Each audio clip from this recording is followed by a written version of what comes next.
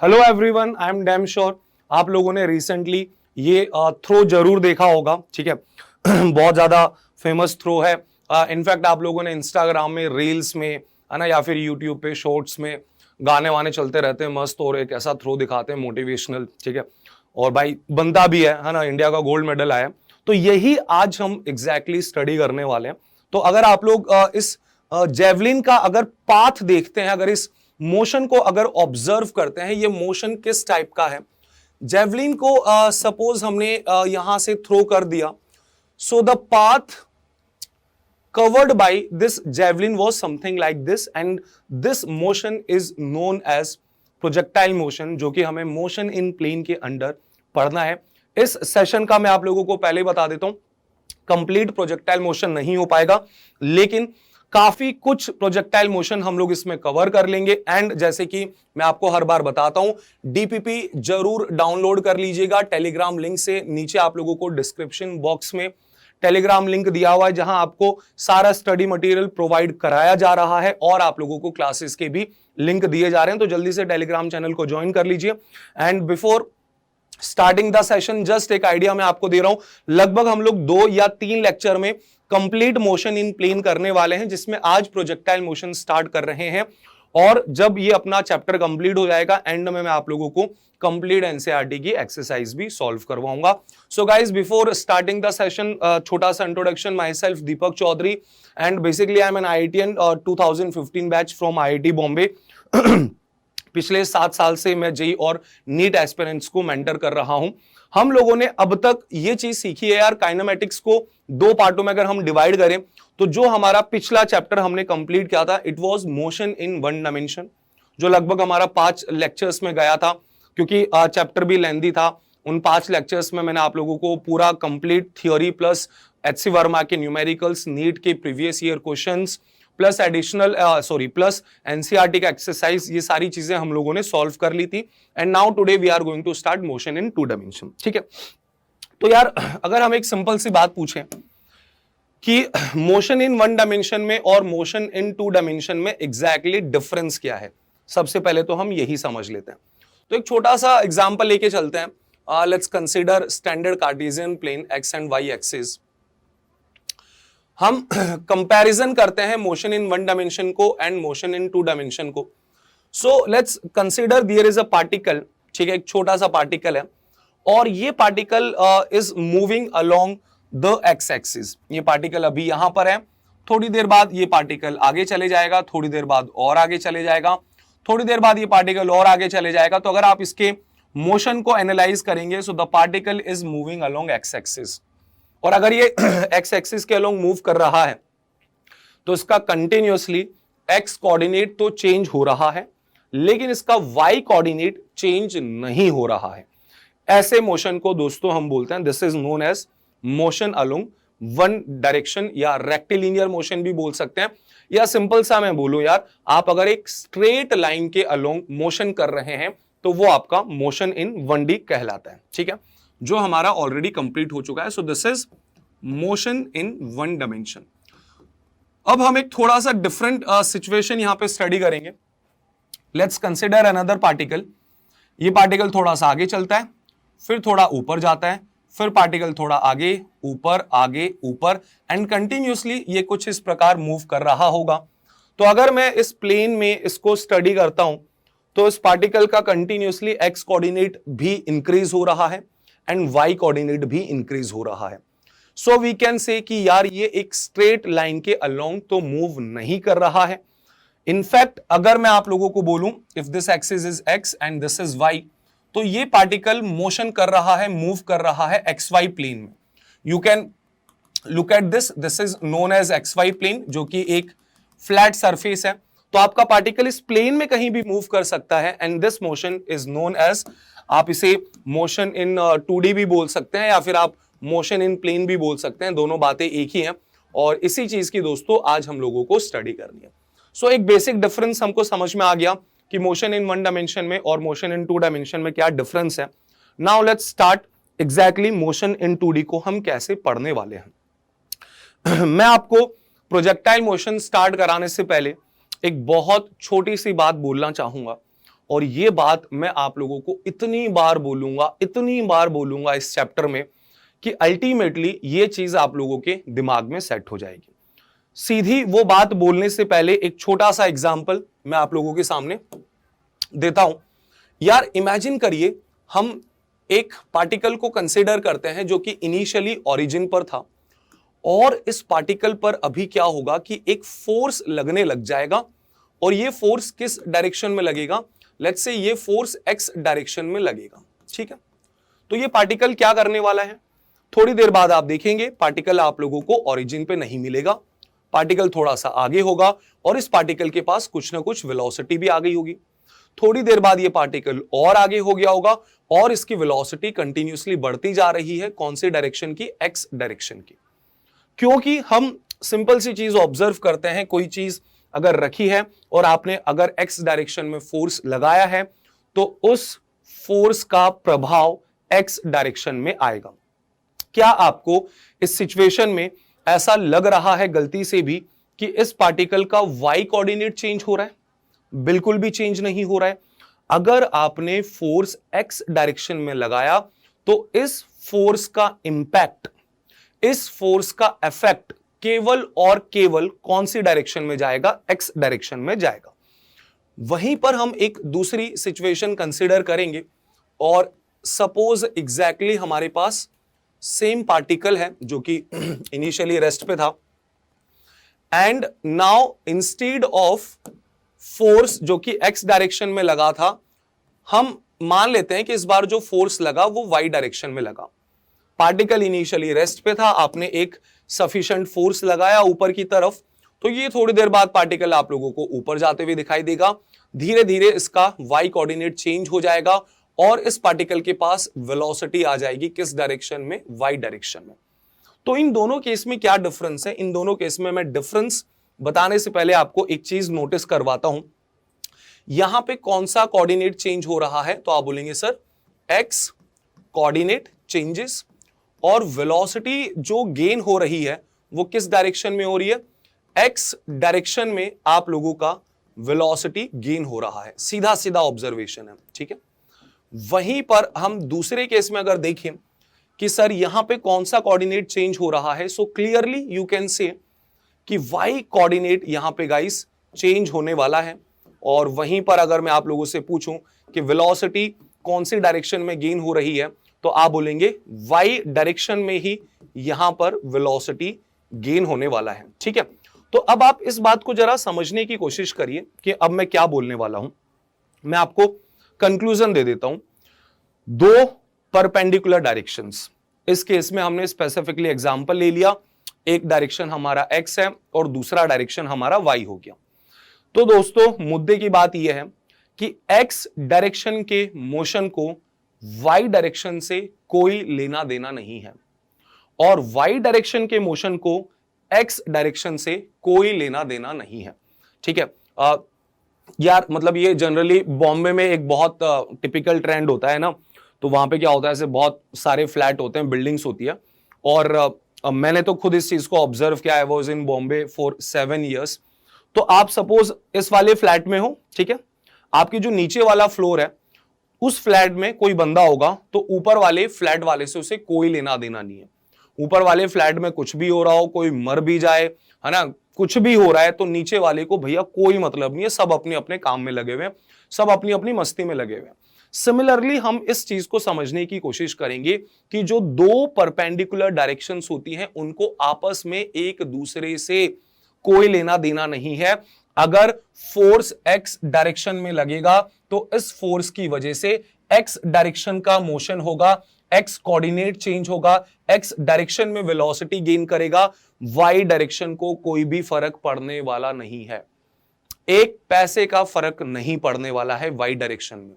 Similarly अगर मेरा force Y direction में लगा तो वाई डायरेक्शन के फोर्स की वजह से एक्स डायरेक्शन पे कोई प्रभाव नहीं आएगा, कोई इंपैक्ट नहीं आएगा। And this is the way we are going to study in motion in plane. जब भी हमको मोशन इन प्लेन की स्टडी करनी होगी तो हम इन दोनों डायरेक्शन के मोशंस को अलग अलग स्टडी करेंगे, इंडिपेंडेंटली हम इनको स्टडी करने वाले हैं। रीजन मैं आपको ऑलरेडी बता चुका हूं, क्योंकि ये आपस में बिल्कुल भी एक दूसरे से इंटरफेयर नहीं कर सकते हैं। तो यहां पे मैं कंक्लूजन ये निकाल सकता हूं कि सबसे इंपॉर्टेंट कंक्लूजन जो कि इस चैप्टर का है, motion along two perpendicular directions are independent of each other, इनको एक दूसरे से कोई फर्क नहीं पड़ता है, ये एक दूसरे के इंडिपेंडेंट है। दैट्स इट, बस इससे ज्यादा आपको इसमें बिल्कुल भी एक पैसे का भी दिमाग लगाने की जरूरत नहीं है। ठीक है, चलिए now let's understand what is projectile motion. एक सिंपल सा सिचुएशन हम यहां पे ड्रॉ करते हैं। लेट्स कंसिडर अ ग्राउंड, और इस ग्राउंड पर सपोज हमने क्या किया, एक पार्टिकल को प्रोजेक्ट कर दिया है यहां से। तो आप लोगों का ये पार्टिकल ऐसा कुछ, आपने इसको इनिशियल स्पीड दी, आपने कुछ इसको initial velocity the, and suppose ये पार्टिकल थीटा एंगल पर ऐसा फेंक दिया गया। यार बहुत सिंपल सा एक गेम होता है, जब स्कूल में हम होते हैं ना, तो मुझे याद है कि भाई साहब कई बार ऐसा होता था स्पोर्ट्स पीरियड में, ना तो फुटबॉल हमें इशू की जाती थी, ना कोई दूसरे इक्विपमेंट्स इशू किए जाते थे, बैट भी नहीं होता था, हम लोग बॉल लेके आते थे घर से। तो उस केस में क्या होता था, हम लोग कैच खेलने लग जाते थे। बड़ा बोरिंग होता था, बट ठीक है, अभी कुछ मिल ही नहीं रहा है, ना फुटबॉल मिल रही है, ना वॉलीबॉल, ना बास्केटबॉल, ना बैट मिल रहा है, तो बॉल से अकेले क्या कर रहे हैं, कुछ लोग इधर खड़े हो गए, कुछ लोग इधर खड़े हो गए, यहां से बॉल फेंकी, ठीक है, दूसरा कैच कर रहा है। डेफिनेटली आपने भी जरूर ये गेम खेला होगा। तो सिमिलरली जब वो बॉल फेंकता है तो उसका मोशन कैसा होता है, वो बॉल कुछ इस तरीके का एक पाथ फॉलो करके सामने दूसरी तरफ गिर जाती है। यहां पे इस मोशन को स्टडी करने से पहले हम कुछ अजम्पशंस ले रहे हैं। सबसे पहला अजम्पशन कि भाई साहब हम किसी भी प्रकार का एयर रेजिस्टेंस कंसीडर नहीं करेंगे। Air resistance is strictly neglected. ठीक है, मतलब प्रैक्टिकली अगर हम देखें, अगर कोई चीज को हवा में थ्रो किया जाता है तो 100% डेफिनेटली वहां पे एयर रेजिस्टेंस का रोल होता है। एयर रेजिस्टेंस क्या होता है, जब आप एयर में मूव करते हैं तो यार जो हवा के पार्टिकल्स हैं, जो गैसेस हैं, ऑक्सीजन हो गया, कार्बन डाइऑक्साइड हो गया, ये सब आपसे टकराएंगे, और उन टकराने की वजह से आपको मोशन में एक अपोजिशन मिलता है, जिसे हम एयर रेजिस्टेंस बोलते हैं, जिसको स्टडी करना इतना ज्यादा आसान नहीं है, थोड़ा सा कंपैरेटिवली डिफिकल्ट है। So that is the reason हम आइडियल केस में अपने एयर रेजिस्टेंस को क्या कर देते हैं, नेग्लेक्ट कर देते हैं। दूसरी बात, हमारा ये जो मोशन हो रहा है ये अर्थ की सरफेस के आसपास हो रहा है। ठीक है, मतलब ऐसा नहीं है कि मैंने बहुत तेज वेलोसिटी दे दी, जैसे हम लोग सैटेलाइट्स को देते हैं तो वो बॉल एकदम बहुत ऊपर तक जा रही है, आपकी जो भी लेयर्स होती हैं स्ट्रेटोस्फीयर, इन सब को क्रॉस करते हुए और फिर वापस नीचे आ रही है। ऐसा नहीं, हमारा जो मोशन हो रहा है हम उसको एक नॉर्मल स्पीड दे रहे हैं, और ये मोशन हमारा अर्थ की सरफेस के आसपास हो रहा है। So the motion is near the surface of earth, या फिर आप बोल सकते हैं ग्राउंड के आसपास ये मोशन एग्जीक्यूट होने वाला है।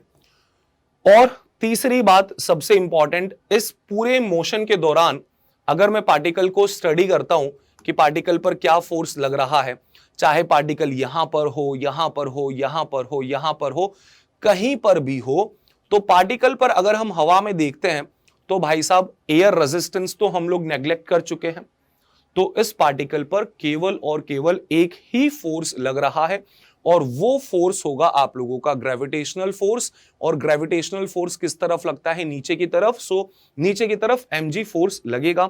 So the third point is only gravitational force is acting, only gravitational force is acting. तो बेटा ये पार्टिकल कुछ इस टाइप का एक कर्व्ड पाथ फॉलो करने वाला है, और इस मोशन को हम क्या कहते हैं, इस मोशन को हम कहते हैं प्रोजेक्टाइल मोशन। और प्रोजेक्टाइल मोशन डेली लाइफ में आप बहुत जगह देखते हैं। सो हम लोगों ने, मतलब वो एग्जैक्ट प्रोजेक्टाइल नहीं होगा, उसके इक्विवेलेंट होगा। तो बेस्ट एग्जांपल हमने नीरज चोपड़ा का जेवलिन थ्रो देख लिया, हम लोगों ने स्कूल में जो कैच करते थे वो हमने देख लिया। और यार कुछ भी ज्यादा तुम्हें फील करनी है, तुम्हारे हाथ में कुछ भी, उसको ऐसा फेंक दो बस, जो भी वो मोशन करने वाला है, that motion is known as projectile motion. ठीक है, अब हमें इस मोशन को स्टडी करना है। तो सबसे पहली बात तो मैं आप लोगों को ये बोलना चाहूंगा कि क्या ये आपको गलती से मोशन इन वन डायमेंशन तो नहीं लग रहा है। क्या ये स्ट्रेट लाइन के अलोंग मोशन है? सर बिल्कुल भी नहीं है। अगर स्ट्रेट लाइन होता तो अगर पार्टिकल को आपने ऐसा फेंका होता तो ये तो एकदम सीधे सीधे ऐसे निकल जाता भाई। So this is actually motion in a plane. यहां पर आप देखेंगे एक कर्व्ड पाथ फॉलो किया जा रहा है, एक प्लेन में मोशन हो रहा है। और अगर एक प्लेन में मोशन होता है तो हम उसको कैसे स्टडी करेंगे, मैं ये बात आपको वापस से बता रहा हूं। हमेशा हम ऐसे मोशन को स्टडी करेंगे, उस मोशन को हम दो पार्ट्स में डिवाइड कर देंगे, दो परपेंडिकुलर डायरेक्शंस के अलोंग। एक डायरेक्शन के मोशन को अलग से स्टडी किया जाएगा, दूसरे डायरेक्शन के मोशन को अलग से स्टडी किया जाएगा, फिर हम उन दोनों को कंबाइन कर लेंगे। ठीक है, चलिए तो अब हम लोग इस मोशन की स्टडी करना स्टार्ट करते हैं। यहां पे कुछ जो इंपॉर्टेंट पॉइंट्स हैं वो हम वन बाय वन देखते हैं। चलिए यार, तो ग्राउंड से लेट्स से हमने क्या किया, एक पार्टिकल को प्रोजेक्ट कर दिया है with some initial velocity u at an angle theta, है ना। ये पार्टिकल कुछ ऐसा एक मोशन करेगा और ये अपना पाथ कंप्लीट कर लेगा कुछ इस प्रकार, राइट। सबसे पहले तो मैं आपको ये बोलूंगा कि ये जो आपकी इनिशियल वेलोसिटी है, क्या मैं इसके दो कंपोनेंट्स कर सकता हूं। इस इनिशियल वेलोसिटी का एक कंपोनेंट x डायरेक्शन के अलोंग होगा एंड दैट वुड बी कितना, that would be u cos theta, और एक कंपोनेंट y डायरेक्शन के अलोंग होने वाला है और y डायरेक्शन वाला कंपोनेंट कितना हो जाएगा आपका, so that will be u sin theta. तो हमने सबसे पहले जो हमारी इनिशियल वेलोसिटी कुछ थीटा एंगल पे थी, उस वेलोसिटी के हमने दो कंपोनेंट्स कर लिए, एक x डायरेक्शन के अलोंग और एक y डायरेक्शन के अलोंग। ऐसा क्यों किया, इसका भी रीजन आप लोगों को दिख जाएगा। अब मैं इस मोशन को अगर देखूं तो ये पार्टिकल क्या x डायरेक्शन में मूव कर रहा है, बिल्कुल मूव कर रहा है, आगे की तरफ आ रहा है, और ये y डायरेक्शन में भी मूव करेगा। लेकिन हम इसे ब्रेक करेंगे, हम इसके x डायरेक्शन की प्रॉपर्टीज अलग से स्टडी करेंगे और इसकी y डायरेक्शन की प्रॉपर्टीज हम अलग से स्टडी करेंगे और फिर हम उन दोनों को कंबाइन कर लेंगे। हाँ, और ये बात बहुत इंपॉर्टेंट है, ये मैं बार बार बोलते रहूंगा कि x डायरेक्शन वाली प्रॉपर्टीज को, x डायरेक्शन वाले मोशन को y से कोई लेना देना नहीं है और y डायरेक्शन वाले मोशन को x से कोई लेना देना नहीं है। ठीक है सर, तो अगर हम x डायरेक्शन की इनिशियल वेलोसिटी के बारे में बात करें तो आप बोलेंगे कि x डायरेक्शन का जो इनिशियल वेलोसिटी है दैट इज कितना, u cos थीटा। वहीं पर अगर मैं आपसे बात करूं y डायरेक्शन का इनिशियल वेलोसिटी कितना है, so that is u sin theta. Fine. अच्छा, एक बात मैंने आपको जस्ट अभी बोली थी कि अगर हम प्रोजेक्टाइल मोशन को स्टडी करते हैं तो भाई वो पार्टिकल कहीं पर भी है ड्यूरिंग द मोशन, चाहे वो अपने हाईएस्ट पॉइंट पर है, इनिशियल पॉइंट पर है, जहां उसकी जैसी मर्जी, उसके ऊपर केवल और केवल एक ही फोर्स लग रहा होगा and that is the gravitational force. So in this situation the force is acting along y direction, so can I से x डायरेक्शन में फोर्स जीरो लग रहा है, बिल्कुल। और अगर x डायरेक्शन में फोर्स जीरो लग रहा है तो आप इस बात को समझिएगा कि इस y डायरेक्शन वाले फोर्स का x डायरेक्शन में कोई भी इंपैक्ट नहीं आएगा, क्योंकि दो परपेंडिकुलर डायरेक्शन एक दूसरे के इंडिपेंडेंट है। तो x डायरेक्शन में अगर फोर्स जीरो लग रहा है दैट सिंपली मींस कि x डायरेक्शन का एक्सेलरेशन जीरो होगा। y डायरेक्शन में हम वहीं पे देखते हैं तो y डायरेक्शन में डेफिनेटली mg लगेगा और mg किस तरफ लगेगा, डाउनवर्ड्स लगेगा। ठीक है, तो यहां पर मैं ये बोल सकता हूं कि सर अगर हम एक्सेलरेशन लिखना चाहते हैं तो f is equal to, you know very well, that is ma which is equals to mg, m से m कैंसिल होगा, तो आपके पास y डायरेक्शन में एक्सेलरेशन निकल कर आ जाएगा। और कितना एक्सेलरेशन आएगा y डायरेक्शन में, that is equals to -g। y direction में एक्सेलरेशन आपके पास आएगा -g, माइनस डायरेक्शन को इंडिकेट कर रहा है, that's it. Now a very important point that we have to understand कि यार ये जो y डायरेक्शन का एक्सेलरेशन है ये केवल और केवल y डायरेक्शन की वेलोसिटी को चेंज कर सकता है। y डायरेक्शन का एक्सेलरेशन x डायरेक्शन की वेलोसिटी को चेंज नहीं कर सकता है। अगर आपको x डायरेक्शन में वेलोसिटी चेंज करवानी है तो आपको x डायरेक्शन में एक्सेलरेशन प्रोवाइड करना पड़ेगा, बट x डायरेक्शन में तो एक्सेलरेशन जीरो है। तो यहां से एक बहुत इंपॉर्टेंट पॉइंट निकल कर आता है कि जो हमारी x डायरेक्शन की वेलोसिटी है गाइस, ये पूरे मोशन के टाइम क्या रहने वाली है, this would be a constant, ये चेंज नहीं होने वाली है। उस पूरे मोशन के दौरान जो आपका हॉरिजॉन्टल कंपोनेंट है, या फिर मैं बोलूं वेलोसिटी का जो एक्स कंपोनेंट है, चाहे कुछ भी हो जाए वो कंपोनेंट चेंज नहीं होगा। This is a very very important point in this projectile motion. In fact मैं इसको यहां पे मेंशन भी कर रहा हूं, horizontal component of velocity remains constant, ये चेंज नहीं होगा। अच्छा, वहीं पर अगर मैं बात करता हूं कि y डायरेक्शन में क्या होने वाला है, तो y डायरेक्शन की वेलोसिटी चेंज होगी क्या? तो यार डेफिनेटली होगी y डायरेक्शन की वेलोसिटी। और अगर आप देखेंगे तो इनिशियली क्या होगा और फाइनली क्या होगा, इस चीज को भी हम डिस्कस करते हैं। लेकिन बस चीज दिमाग में मेन जो सेट करनी है ना, वो यही सेट करनी है कि दोनों को अलग अलग स्टडी करना है, बाकी सारी चीजें ऑटोमेटिकली आपके दिमाग में सेट हो जाएंगी, right. So now suppose initially मैंने उसको u वेलोसिटी से फेंका था थीटा एंगल पर, और पार्टिकल आप लोगों का कुछ इस प्रकार प्रोजेक्टाइल मोशन करके यहां पर आ चुका है, एंड इसका मोशन सपोज यहां तक हम लोगों ने स्टडी करना है। इनिशियल वेलोसिटी के कंपोनेंट्स किए जाएं तो बार बार सेम ही चीज होगी, this would B u cos theta and this would B u sin theta, ठीक है। अब थोड़ी देर बाद देखेंगे तो ये जो वेलोसिटी कुछ इस टाइप की थी, ये थोड़ी देर बाद थोड़ा सा ऐसा टेढ़ा हो जाएगा, यहां पे वेलोसिटी कुछ ऐसी होगी, राइट, यहां पे वेलोसिटी कुछ ऐसी होगी, टॉप मोस्ट पे आप देखेंगे तो वेलोसिटी कुछ ऐसा होगा, इस पॉइंट पर अब वो नीचे की तरफ आ रहा है, सो this would be the direction of velocities. अब इस इंस्टेंट पे जब कोई भी चीज ऊपर जाती है तो नो डाउट उसकी स्पीड कम हो जाती है। तो जैसे जैसे ये चीज ऊपर जा रही होगी इसकी स्पीड कम हो रही होगी। अब इसके अगर मैं दो कंपोनेंट्स करता हूं इस वेलोसिटी के, तो एक इसका हॉरिजॉन्टल कंपोनेंट आएगा और एक इसका वर्टिकल कंपोनेंट आएगा। यहां पर भी अगर हम दो कंपोनेंट्स करते हैं तो एक हॉरिजॉन्टल कंपोनेंट आएगा और एक आप लोगों का वर्टिकल कंपोनेंट आएगा, ठीक है। अब आपको ये बात समझनी है कि प्रोजेक्टाइल मोशन में हमने जो एक्सेलरेशन है वो y डायरेक्शन में है और किस तरफ लगेगा, हमेशा नीचे की तरफ, -g। तो भाई साहब अगर आपकी initial horizontal component u cos theta था, तो आप किसी भी इंस्टेंट पर देख लें दोस्तों, आपका जो हॉरिजॉन्टल कंपोनेंट रहेगा वो u cos थीटा ही रहेगा, वो चेंज होने वाला नहीं है। वहीं पर अगर मैं वर्टिकल कंपोनेंट की बात करूं तो इनिशियली मेरा वर्टिकल कंपोनेंट ऊपर की तरफ है, लेकिन हमारा जो एक्सेलरेशन है वो नीचे की तरफ लग रहा है, ग्रेविटी इज एक्टिंग डाउनवर्ड्स। तो आपका वेलोसिटी और एक्सेलरेशन यदि अपोजिट डायरेक्शन में होते हैं तो हमेशा आपकी वेलोसिटी कम होती है। तो आप जैसे जैसे ऊपर जाएंगे तो आपका y डायरेक्शन वाला वेलोसिटी कम होगा।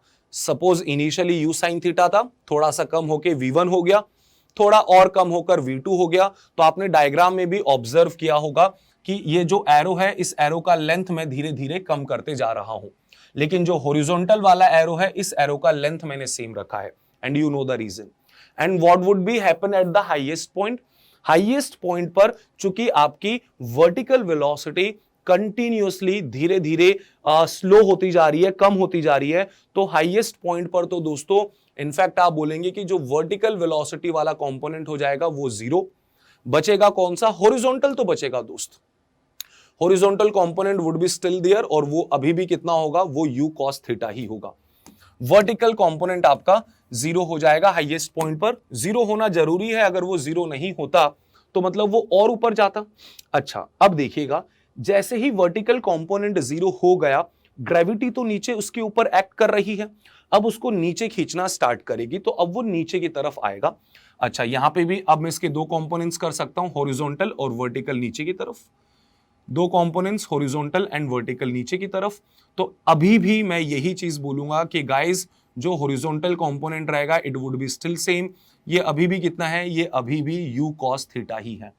और अगर हम बात करते हैं वर्टिकल कंपोनेंट की, चूंकि अब ये नीचे की तरफ आने लग गया, वेलोसिटी नीचे की तरफ है और एक्सेलरेशन तो है ही नीचे, अब इसका धीरे धीरे वेलोसिटी बढ़ने लग जाएगा। सो यहाँ पे v2 है एंड दिस इज v1, तो धीरे धीरे उसकी रफ्तार बढ़ेगी और ये आप लोगों का कुछ इस प्रकार ये मोशन होने वाला है।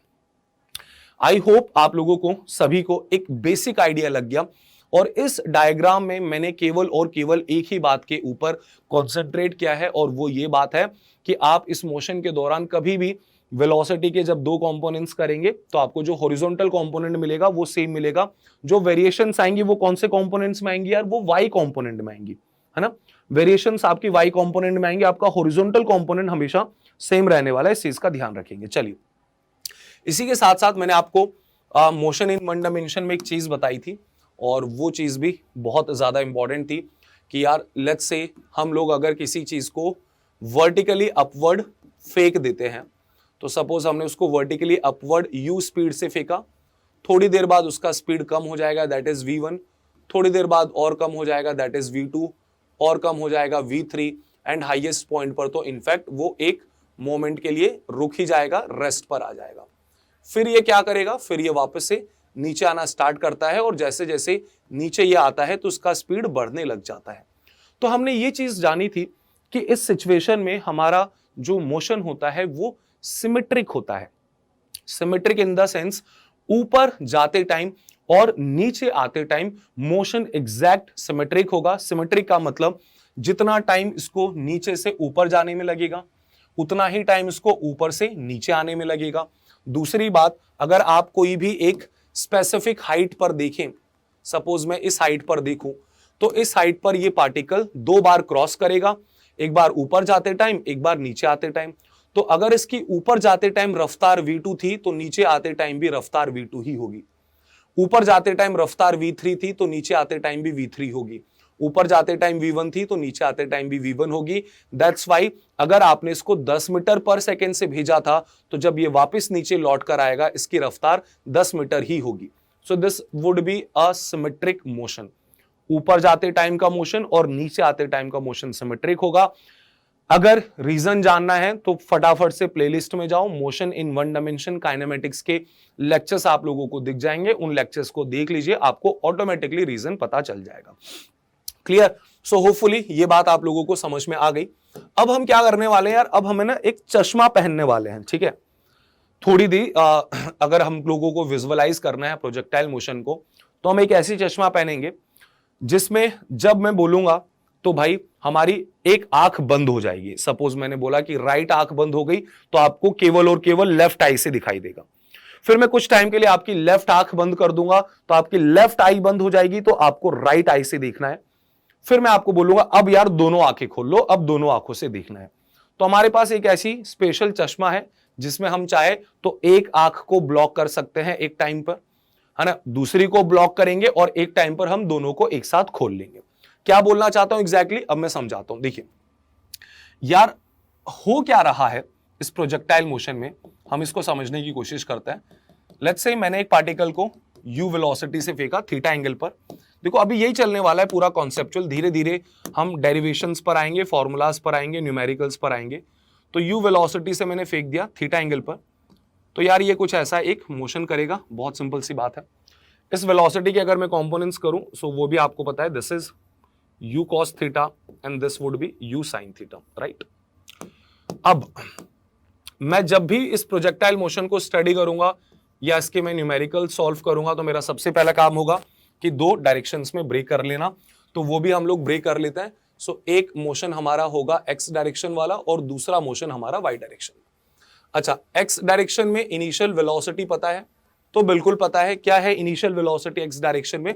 That is u cos theta. अब यार मैं रीजन तो बता ही चुका हूं, तो मैं आपको डायरेक्टली बोल देता हूं कि क्या मैं ये बात बोल सकता हूं कि x डायरेक्शन में इसकी वेलोसिटी हमेशा सेम रहने वाली है, कांस्टेंट वेलोसिटी से मूव करेगा, and that is u cos theta.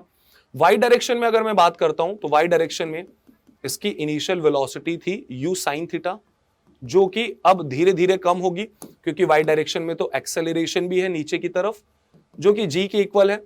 तो अब हम क्या करेंगे ना, अब मैं आपको एक सेकेंड के लिए बोलता हूं, suppose this is your left eye, let's say this is the left eye जो लाइन के इस तरफ है ना, ये आप लोगों का लेफ्ट आई हो गया, और जो इसके राइट हैंड साइड है ये आपका राइट आई हो गया, है ना। अब मैं बोलता हूं कि भैया अपनी राइट आई को बंद कर लो, और ये करके देखना मजे आएंगे। अपनी राइट आई को बंद कर लीजिए, आपको केवल और केवल लेफ्ट आई खोलनी है। कहने का मतलब आपको केवल और केवल x डायरेक्शन का मोशन दिखना चाहिए। तो आपको ये प्रोजेक्टाइल मोशन नहीं दिखेगा, क्योंकि मैंने आपको बोल दिया भैया वाई डायरेक्शन का तुम्हें दिख ही नहीं रहा है। तो तुम्हें दिखेगा क्या, तुम्हें एक पार्टिकल आगे की तरफ आता हुआ दिखाई देगा, और वो भी एक कांस्टेंट वेलोसिटी से। वो भी दोस्तों किसके साथ, कांस्टेंट वेलोसिटी से। अगर आप अपनी राइट आई बंद कर लेते हैं और केवल लेफ्ट आई खोल के रखेंगे, तो आपको एक्स डायरेक्शन वाला मोशन ऑब्जर्व होगा। और क्या ऑब्जर्व होगा कि कोई एक चीज है जो आगे की तरफ ट्रेवल कर रही है with a constant velocity. Assume करो, फील करो कि एक पार्टिकल है वो एक्स डायरेक्शन में आगे जा रहा है विद कांस्टेंट वेलोसिटी। फिर मैं बोलूंगा कि अपनी लेफ्ट आई बंद कर लो, अब आप अपनी राइट आई खोलो, मतलब अब आपको केवल और केवल वाई डायरेक्शन का मोशन दिखेगा। तो वाई डायरेक्शन का क्या मोशन दिखेगा, इनिशियली मैंने यू साइन थीटा से ऊपर फेंक दिया एक चीज को, ग्रेविटी नीचे लग रही है, तो आप बोलेंगे सर जैसे जैसे ऊपर जाएगा इसकी वेलोसिटी धीरे धीरे कम होगी और हाईएस्ट पॉइंट पर तो इनफैक्ट कितनी हो जाएगी, 0। फिर ये क्या करेगा, वापस नीचे आना स्टार्ट करेगा। अच्छा, जब ये ग्राउंड को टकराएगा तो क्या इसकी रफ्तार सेम होनी चाहिए, बिल्कुल सेम होनी चाहिए, यू साइन थीटा ही होगी, यू साइन थीटा ही होगी, क्योंकि हमने बोला था ये मोशन सिमेट्रिक होता है। जैसे अगर इस हाइट की मैं बात करूं, लेट्स से ये ऊपर जाते टाइम जब पार्टिकल जा रहा था तो उसका रफ्तार यहां पर v1 था, तो नीचे आते टाइम सेम हाइट पर इसका रफ्तार v1 ही होगा। So now what I want to say is that कि अगर मैं अपनी लेफ्ट आई बंद कर लेता हूं तो मुझे कौन सा मोशन दिखेगा, जब मैं एक पार्टिकल को वर्टिकली अपवर्ड भेज देता हूं तो पार्टिकल वर्टिकली अपवर्ड जाता है और वो वर्टिकली डाउनवर्ड आ जाता है। तो एक टाइम के लिए आपको केवल एक्स डायरेक्शन के मोशन को देखना था, तो आपको क्या दिखाई देगा कि एक पार्टिकल कांस्टेंट वेलोसिटी से जा रहा है। एक टाइम आपको वाई डायरेक्शन के मोशन को देखना था, तो आपको क्या दिख रहा था कि पार्टिकल सीधा ऊपर जा रहा है और नीचे आ रहा है। अब मैं बोलूंगा कि दोनों को एक साथ देखना है, तो इन दोनों मोशंस को कंबाइन कर दीजिए। अब ये क्या बोलेगा, मुझे ऊपर जाना है लेकिन साथ में आगे भी आना है। Now look at this situation, वो ऊपर जा रहा है, ठीक है, देखिए अब हम दोनों मोशंस को कंबाइन कर रहे हैं।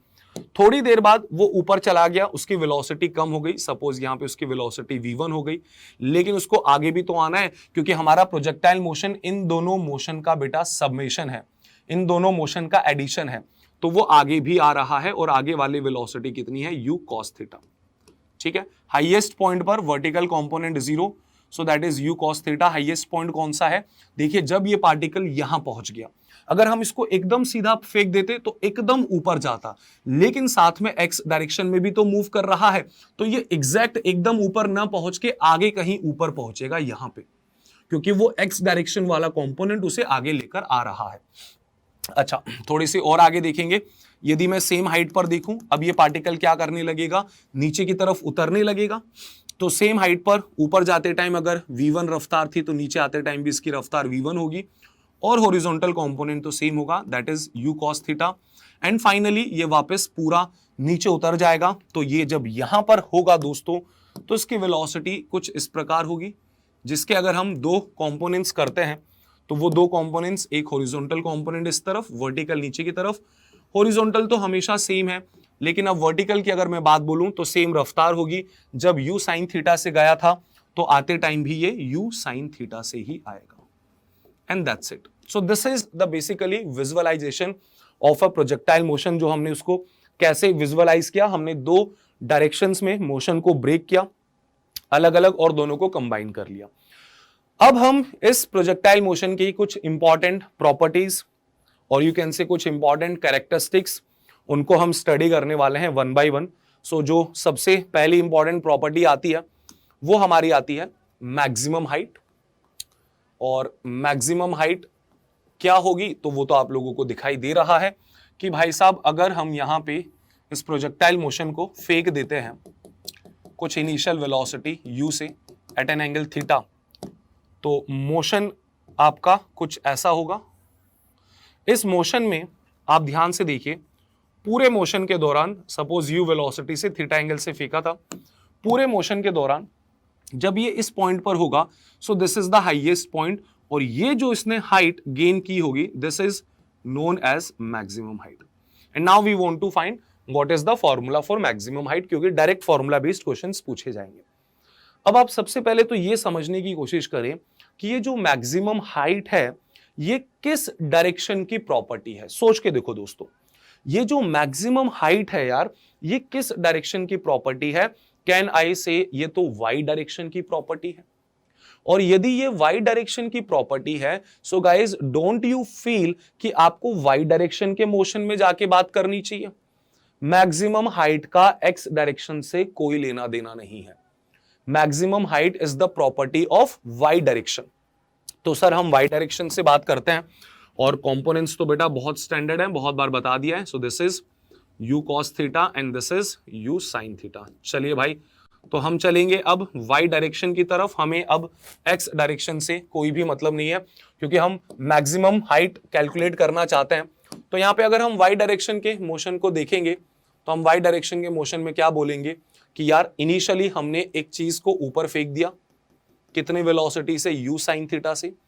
ये चीज ऊपर आना स्टार्ट करती है, धीरे धीरे इसका वेलोसिटी कम होने लगता है और हाईएस्ट पॉइंट पर आके इसका वेलोसिटी एग्जैक्टली 0 हो जाता है। और ये जो हाइट इसने कवर करी, this is known as maximum height.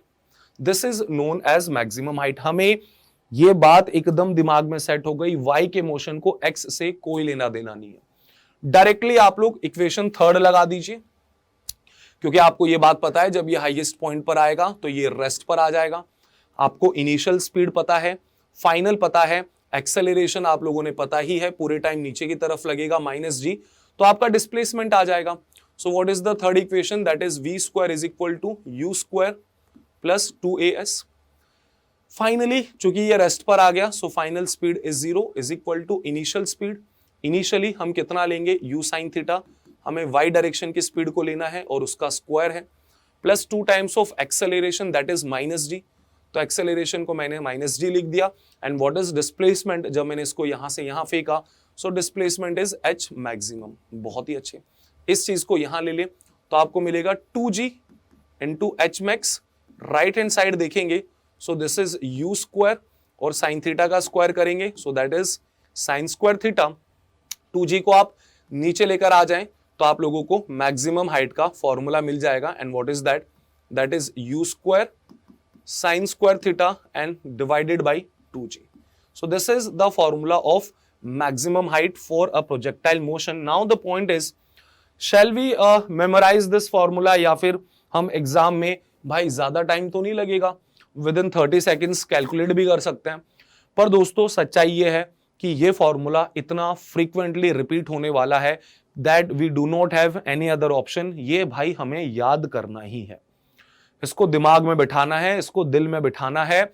और जब हम बहुत सारे क्वेश्चंस करेंगे, आप लोगों को जब डीपीपी दी जाएगी, उसके अलावा जब आप खुद क्वेश्चंस करोगे, एनसीईआरटी के क्वेश्चंस करोगे, कोई दूसरे मटेरियल के करोगे, तो मैक्सिमम हाइट इतनी बार रिपीट होगा कि ये फॉर्मूला आपको अपने आप याद हो जाएगा। सो हमें बिल्कुल ये फॉर्मूला याद करना है, इसमें कोई डाउट ही नहीं है। हाँ, मैं आपकी इसमें एक मदद जरूर कर सकता हूं, और वो मदद ये है, अगर हम लोग मोशन इन वन डायमेंशन को याद करते हैं तो मोशन इन वन डायमेंशन में क्या आपको ये वाला केस याद है? अगर हमने किसी चीज को ऊपर u वेलोसिटी से अगर फेंका है, सो ये ऊपर जाकर नीचे आता है, तो इस केस में guys do you remember maximum height का क्या फॉर्मूला था इस केस में? और ये भी मैंने बोला था कि ये फॉर्मूला भी याद रखना है। अगर ये याद कर लिया तो नया याद करने की जरूरत नहीं है। यहां पे आपका जो मैक्सिमम हाइट का फॉर्मूला होता था, that was simply u square divided by 2g। That was simply u square divided by 2g। ये कहानी है मोशन इन वन डायमेंशन की। लेकिन प्रोजेक्टाइल मोशन में क्या चेंज आ गया? क्या फॉर्मूले में कुछ नई चीज आ गई? हाँ, एक एक्स्ट्रा नई चीज आ गई, उसका भी लॉजिक जान लेते हैं। जब आपने प्रोजेक्टाइल u और थीटा से किया तो वो कुछ ऐसा गया। तो इस केस में आप मैक्सिमम हाइट का फॉर्मूला क्या बोल रहे हैं जो हमने जस्ट अभी कैलकुलेट किया? सो that is u square sine square theta divided by 2g। अब मैं आपको ये बोलूंगा यार, दोनों फॉर्मूलेस को ध्यान से देखो।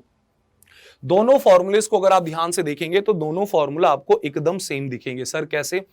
तो यार एक सिंपल सी चीज करते हैं ना, इस u का अगर हम कंपोनेंट करते हैं तो ये हमें मिलता है u cos theta and this component is u sin theta, right? ये तो एक बहुत सिंपल सी चीज है। तो अब मैं आपको बस यहाँ पे एक सिंपल सी चीज ये बोलना चाहता हूं, आप इस मैक्सिमम हाइट के फॉर्मूले को क्या ऐसा भी लिख सकते हैं?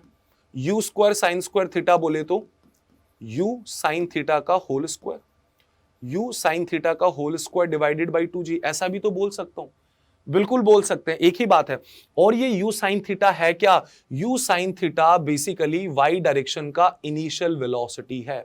u cos थीटा क्या है? u cos theta x direction का इनिशियल वेलोसिटी है, जो कि हालांकि सेम रहेगा, उसको छोड़ दो। लेकिन what is u sine theta? y direction का इनिशियल वेलोसिटी। सो u साइन थीटा की जगह you can also write it like this, y direction का इनिशियल वेलोसिटी का square divided by 2g। Now just look at this expression and look at this expression, don't you feel they are exactly same? Why? क्योंकि यहां पे हमने particle को एकदम perpendicular फेंका था, वर्टिकली अपवर्ड फेंका था। अगर हमने उसे एकदम परपेंडिकुलर फेंका था, एकदम वर्टिकली अपवर्ड फेंका था, तो उससे हुआ क्या? उसकी वर्टिकल स्पीड यू ही थी, उसकी वर्टिकल स्पीड यू ही थी, तो वो यू स्क्वायर हो गया। लेकिन यहां पे जब हमने इसको यू से फेंका तो थीटा एंगल पर फेंका, पर मैक्सिमम हाइट किस डायरेक्शन की प्रॉपर्टी है? वाई डायरेक्शन की। तो आपको इनिशियल स्पीड कौन सी वाली लेनी चाहिए? वाई वाली। So that is u sine theta. तो मैंने यू स्क्वायर की जगह यू साइन थीटा का स्क्वायर लिया, और I can say Y direction की मैंने इनिशियल स्पीड ली। So indirectly what I want to say कि दोनों फॉर्मूले ऑलमोस्ट सेम है ना, बस आपको देखने का नजरिया थोड़ा सा चेंज करना है। चलिए, इसके बाद हम बढ़ते हैं दूसरी प्रॉपर्टीज पर। So that is known as time of flight. And time of flight क्या होगा कि आपने जो ये पार्टिकल प्रोजेक्टाइल मोशन में फेंका है, ये कितना टाइम हवा में स्पेंड करने वाला है, what is the total duration जो ये एयर में बिताएगा। तो यार एक बहुत सिंपल सी चीज मुझे आप वापस से बता दीजिए। सपोज आपने किसी को यू वेलोसिटी से फेंका थीटा एंगल पर, ये कुछ इस प्रकार मोशन करके आ गया, तो टाइम ऑफ फ्लाइट मतलब आप कितनी देर हवा में रहे, आप कितनी देर पहले ऊपर गए और फिर आप नीचे आए। तो ये भी कौन सी डायरेक्शन की प्रॉपर्टी है गाइज? ये भी एक्स डायरेक्शन का नहीं बल्कि वाई डायरेक्शन का प्रॉपर्टी है। आप कितनी देर हवा में रहे ये आपके वाई डायरेक्शन के ऊपर डिपेंड करेगा। तो यदि मुझे टाइम ऑफ फ्लाइट निकालनी है तो मैं भाई साहब वाई डायरेक्शन में ही डिस्कशन करता हूं। वाई डायरेक्शन में कैसा मोशन दिखाई देगा? हम बोलेंगे कि सर आपने फेंका था यू से, तो दो कंपोनेंट्स करेंगे, तो वर्टिकल कंपोनेंट कितना आता है? You sine theta. आप एक्स को देखो ही मत, एक्स आपकी कोई मदद नहीं करेगा। फिर आप बोलोगे कि ये धीरे धीरे ऊपर गया, इसकी रफ्तार कम होती गई, कम होती गई, हाईएस्ट पर जाके ये रुक गया, उसके बाद ये नीचे आने लग गया। जैसे जैसे नीचे आएगा इसकी रफ्तार बढ़ेगी और ये ग्राउंड से टकराएगा, तो इसकी स्पीड वापस सेम हो जाती है यू साइन थीटा। ठीक है, आप कंपोनेंट्स भी कर लें तो सेम ही चीज मिलने वाली है। मैंने आपको बोला था अगर ये यू से जा रहा है तो वापस आते टाइम भी इसकी स्पीड यू ही होगी।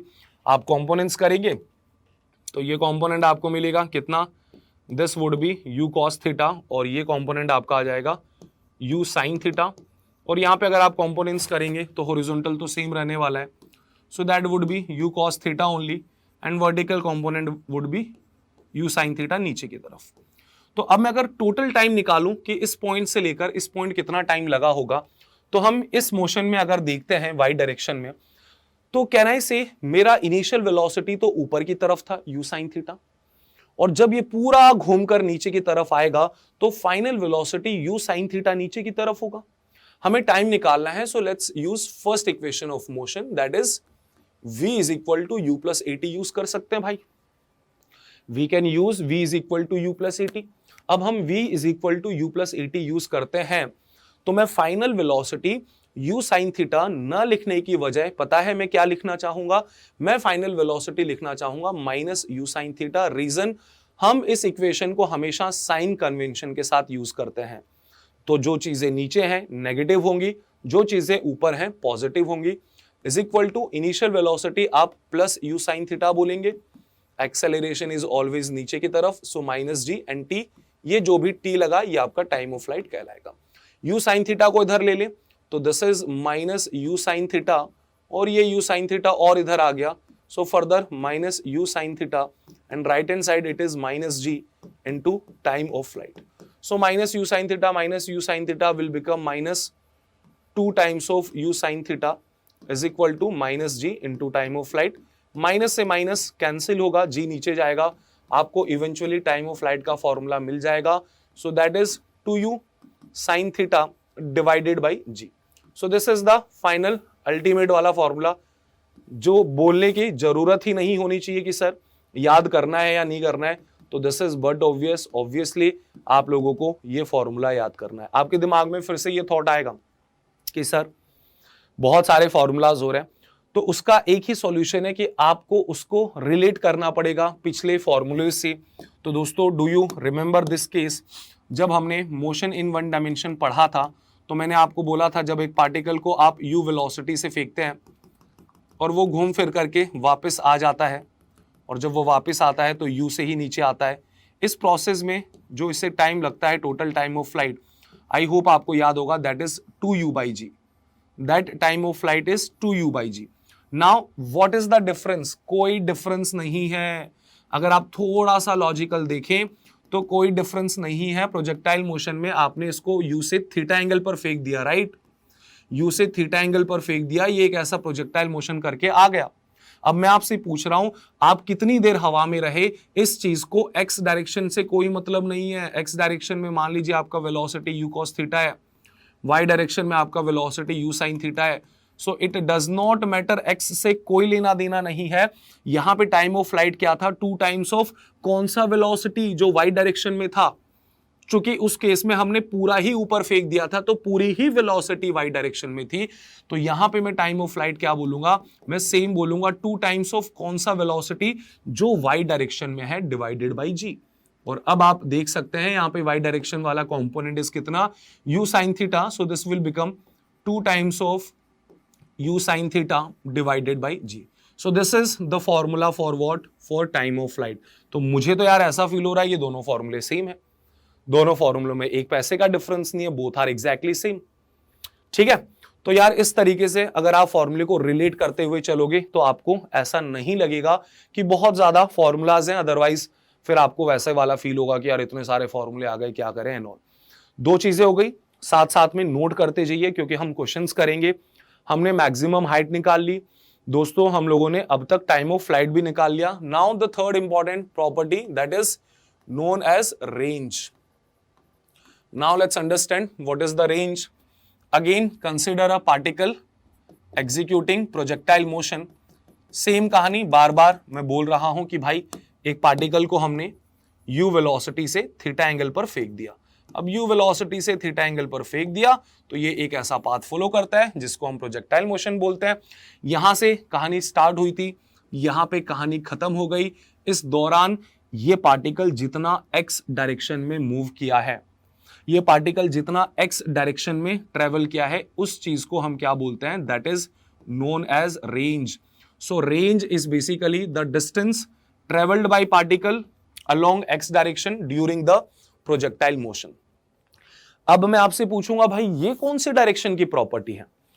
तो क्लियरली आपको बिना सोचे समझे बोलना है कि सर ये तो x डायरेक्शन का प्रॉपर्टी है। रेंज यहां से यहां कितना डिस्टेंस तुम x में चले, तो उसको y से कोई लेना देना नहीं है। तो चलिए हम अपने x के मोशन की बात करते हैं और सपोज इनको कुछ नाम दे देते हैं, this point is a and this point is b। ठीक है, तो यार मैं अगर x डायरेक्शन के मोशन की स्टडी करूंगा तो व्हाट आई विल से कि मेरा जो पार्टिकल है वो a से स्टार्ट हुआ चलना और फाइनली कहां गया? b पर आ गया। y डायरेक्शन के मोशन को तो आप भूल ही जाएं। अच्छा, जब वो a से चला था तो उसकी रफ्तार कितनी थी? x डायरेक्शन की वेलोसिटी पूछ रहा हूं, u cos थीटा। और जब वो b पे पहुंच गया तो उसकी रफ्तार कितनी है? So that is still u cos theta. और बीच के रास्ते में आप कहीं देखोगे तो भी रफ्तार कितनी थी? u cos थीटा ही थी, क्योंकि ये तो मेन मुद्दे की बात है कि x डायरेक्शन का वेलोसिटी सेम रहता है। So now the point is, इस दौरान ये जो भी डिस्टेंस चला है ये रेंज है। तो हम डिस्टेंस कैसे निकालेंगे? तो आपको ये बात पता होनी चाहिए दोस्तों, अगर आप कांस्टेंट वेलोसिटी से मूव कर रहे हैं, ध्यान से सुन लीजिएगा, if moving with constant velocity और आई कैन से स्पीड, ठीक है, तो आप बोल सकते हैं कि जो डिस्टेंस होता है वो डिस्टेंस किसके इक्वल होता है? That is equals to speed into time. That is equals to speed into time. लेकिन ये कब वैलिड है? ये केवल और केवल तब वैलिड है जब आप कांस्टेंट रफ्तार से ट्रेवल करते हैं, तो आपकी जो दूरी ट्रेवल्ड होती है वो स्पीड इनटू टाइम के इक्वल होती है। तो यार हमारे एक्स डायरेक्शन में तो घबराने वाली बात ही नहीं है। क्यों? अरे एक्स डायरेक्शन में तो कांस्टेंट स्पीड है, तो बिंदास लगाओ, क्या बोलोगे कि सर ये जो डिस्टेंस है, ये आपका जो रेंज है, ये आपका स्पीड होगा इनटू टाइम होगा, लेकिन मैं कौन सा स्पीड लूं, मैं कौन सा स्पीड लूं, y वाला लूं या x वाला लूं? तो दो कंपोनेंट्स अगर हम कर रहे हैं, सो x वाला u cos थीटा, y वाला u sin थीटा। आप बोलोगे सर चूंकि आपको x डायरेक्शन का डिस्टेंस निकालना है तो जायज सी बात है x डायरेक्शन की वेलोसिटी लेंगे, तो मैं x कंपोनेंट लेने वाला हूं, है ना, इनटू टाइम कौन सा ले यार?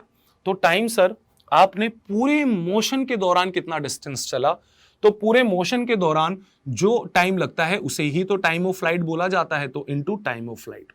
मैं आपको एक बात बताना चाहूंगा, एक्चुअल में आपने जो फॉर्मूला पढ़ा होगा या जो फॉर्मूला रटा होगा, इनफैक्ट वो फॉर्मूला मैं भी अभी करवाने वाला हूं, लेकिन नीट जैसे एग्जाम के लिए ये जो फॉर्मेट मैंने लिखी है, this format is really very very important for you.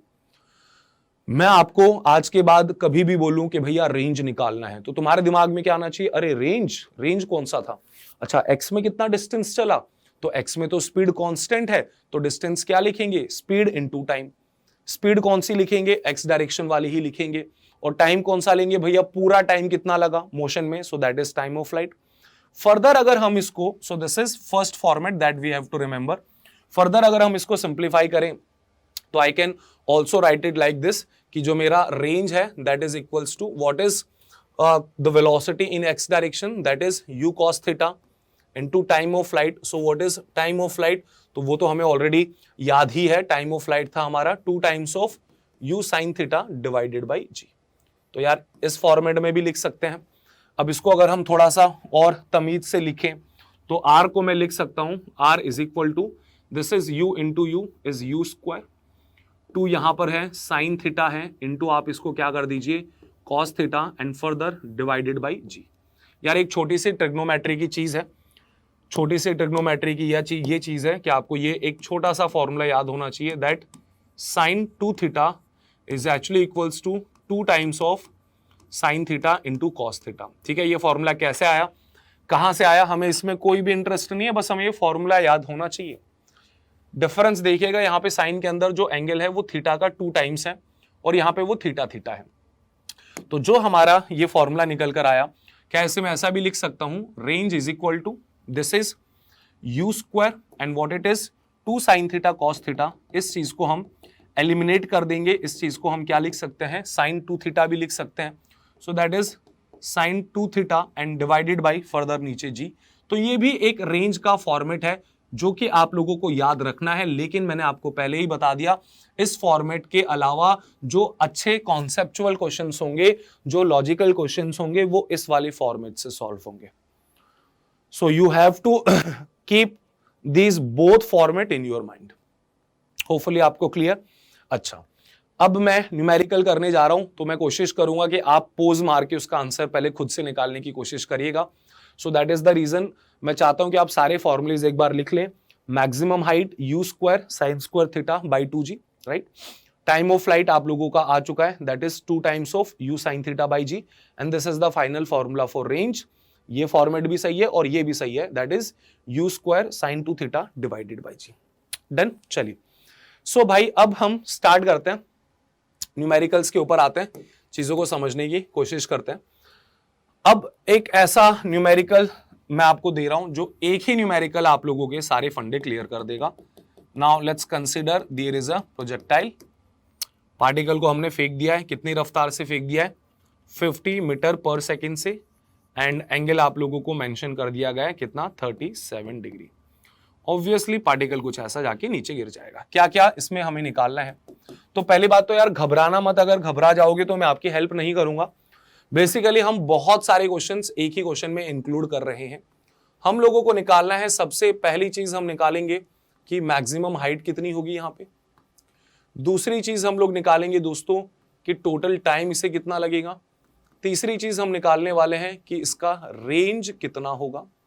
चौथी चीज निकालेंगे, पार्टिकल का हमें मास भी दिया गया है कि इस पार्टिकल का जो मास है दैट इज बेसिकली 2 kg। तो हम चौथी चीज निकालेंगे कि पार्टिकल का मिनिमम काइनेटिक एनर्जी क्या होगा। पांचवी चीज हम निकालेंगे speed and velocity, speed and velocity of particle after 1 second, 1 second बाद उसकी स्पीड एंड वेलोसिटी कितनी होगी। नेक्स्ट चीज हम निकालेंगे angle between velocity and horizontal axis after कितने टाइम बाद, 1 सेकेंड बाद। इसके बाद हम लोगों को इसमें निकालना है position of particle after 1 second, फिर हम लोगों ने निकालना है डिस्प्लेसमेंट ऑफ पार्टिकल एग्जैक्टली कितने टाइम बाद, आफ्टर 1 सेकेंड। और भी कुछ इसमें एक चीज और निकाल लेंगे अगर आप लोगों का इतनी चीज निकालने तक का पेशेंस रहता है। लेकिन ये एक सवाल आप लोगों के फंडे खोल देगा और यू कैन से कि हम 8 क्वेश्चन एक ही क्वेश्चन में कर रहे हैं। ठीक है, चलो सबसे पहला काम, जब भी प्रोजेक्टाइल मोशन का सवाल करो, बिना सोचे ज्यादा, बिना समझे ज्यादा वेलोसिटी के कंपोनेंट्स कर लेना, बस ज्यादा दिमाग लगाना ही नहीं है। चलिए तो स्टार्ट करते हैं जी मैक्सिमम हाइट से, कि मैक्सिमम हाइट कितना होगा। तो देखिएगा, जब आप इस पार्टिकल का कुछ इस प्रकार इसको हमने फेंका है 50 मीटर पर सेकेंड से, एग्री कर रहे हैं, एंड दिस एंगल इज कितना, दिस एंगल इज 37 डिग्री, तो ये एक ऐसा मोशन करके आ रहा है। अब भाई इसका हॉरिजॉन्टल कंपोनेंट कितना है, तो आप बोलेंगे सर इसका जो हॉरिजॉन्टल कंपोनेंट है so that is 50 cos theta, u cos theta होता है, और I can say that is 50 cos 37। Similarly मैं आपसे पूछूंगा what is vertical component, so that is 50 sin theta, और you can say 50 sin 37। You must remember the value of sin 37 cos 37। So sin 37 is actually 3/5, 5 cancel करेगा 50 को तो 10 मिलेगा, और 10 into 3 करने पर दोस्तों आपको ये मिल जाएगा 30। So the vertical component is actually 30 metre per second.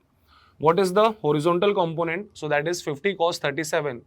So you can say this is 50 cos 37 बोले तो 4/5, 5 कैंसिल करेगा तो 4 into 10 you will get 40. So your answer would be 40 meter per second. So this will become 40 meter per second. ठीक है sir, components कर लिए, सबसे पहला काम। अब आगे बढ़ते हैं, तो हमें जो फर्स्ट चीज यहां पे निकालनी है that is the maximum height. So this is the maximum height covered by the particle during the motion. क्या बोलेंगे यार, आप मैक्सिमम हाइट के जो फॉर्मूले आपने रटे हैं, क्या तो आप रट सकते हो u² sin square theta divided by 2g, या फिर मैंने आपको दूसरा तरीका क्या बताया, दूसरा तरीका मैंने बताया कि भाई ये u sin थीटा का होल स्क्वायर है।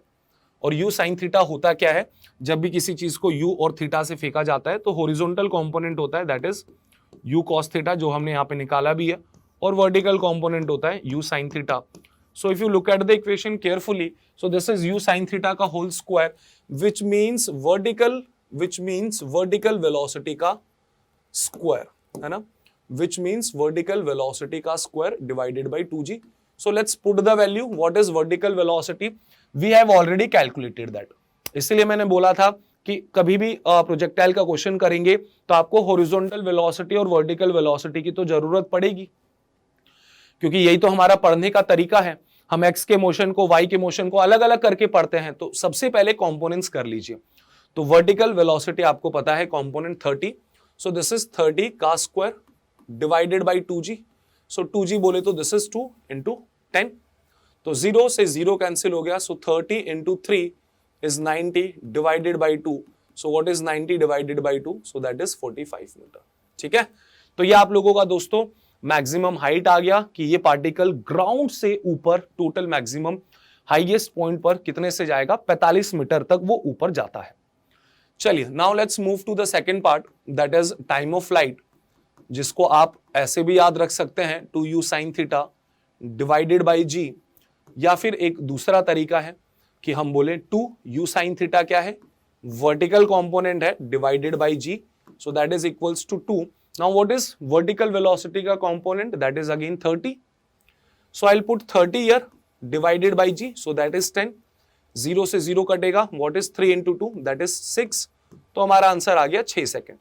मतलब ये पार्टिकल पूरे मोशन के दौरान, कितनी देर हवा में रहेगा है ना, तो वो टोटल 6 सेकंड के दौरान रहता है। टाइम 0 पे यहां से चला और 6 सेकंड पर गिर गया। अब मैं आपको इंटरेस्टिंग चीज बताता हूं जहां आप अटक जाएंगे। क्या चीज है यार, अगर आपको रेंज निकालनी है तो मैंने आपको क्या बोला था, रेंज का डायरेक्टली फॉर्मूला याद करवाया था। रेंज का जो डायरेक्ट फॉर्मूला था that was u square sine of 2 theta divided by g. This is the direct formula for range. I hope this red colour is visible to you, है ना, u square sine 2 theta divided by g. तो अगर आप ये formula use करते हैं तो पता है आपका आंसर आएगा नहीं। रीजन मैं आपको बता देता हूं क्यों नहीं आएगा यार। इसलिए नहीं आएगा क्योंकि जब आप इस फॉर्मूले में वैल्यूज पुट करेंगे u square sine 2 theta divided by ji, so u square तो हमको पता है, what is u, initial velocity that is 50, so this would be 50 का स्क्वायर साइन 2 थीटा, तो साइन के अंदर ट्वाइस ऑफ थीटा कर लीजिए, तो 37 को 2 से अगर हम मल्टीप्लाई करते हैं तो हमें वो चीज मिलेगी 74 degree, so this is sine 74 divided by g.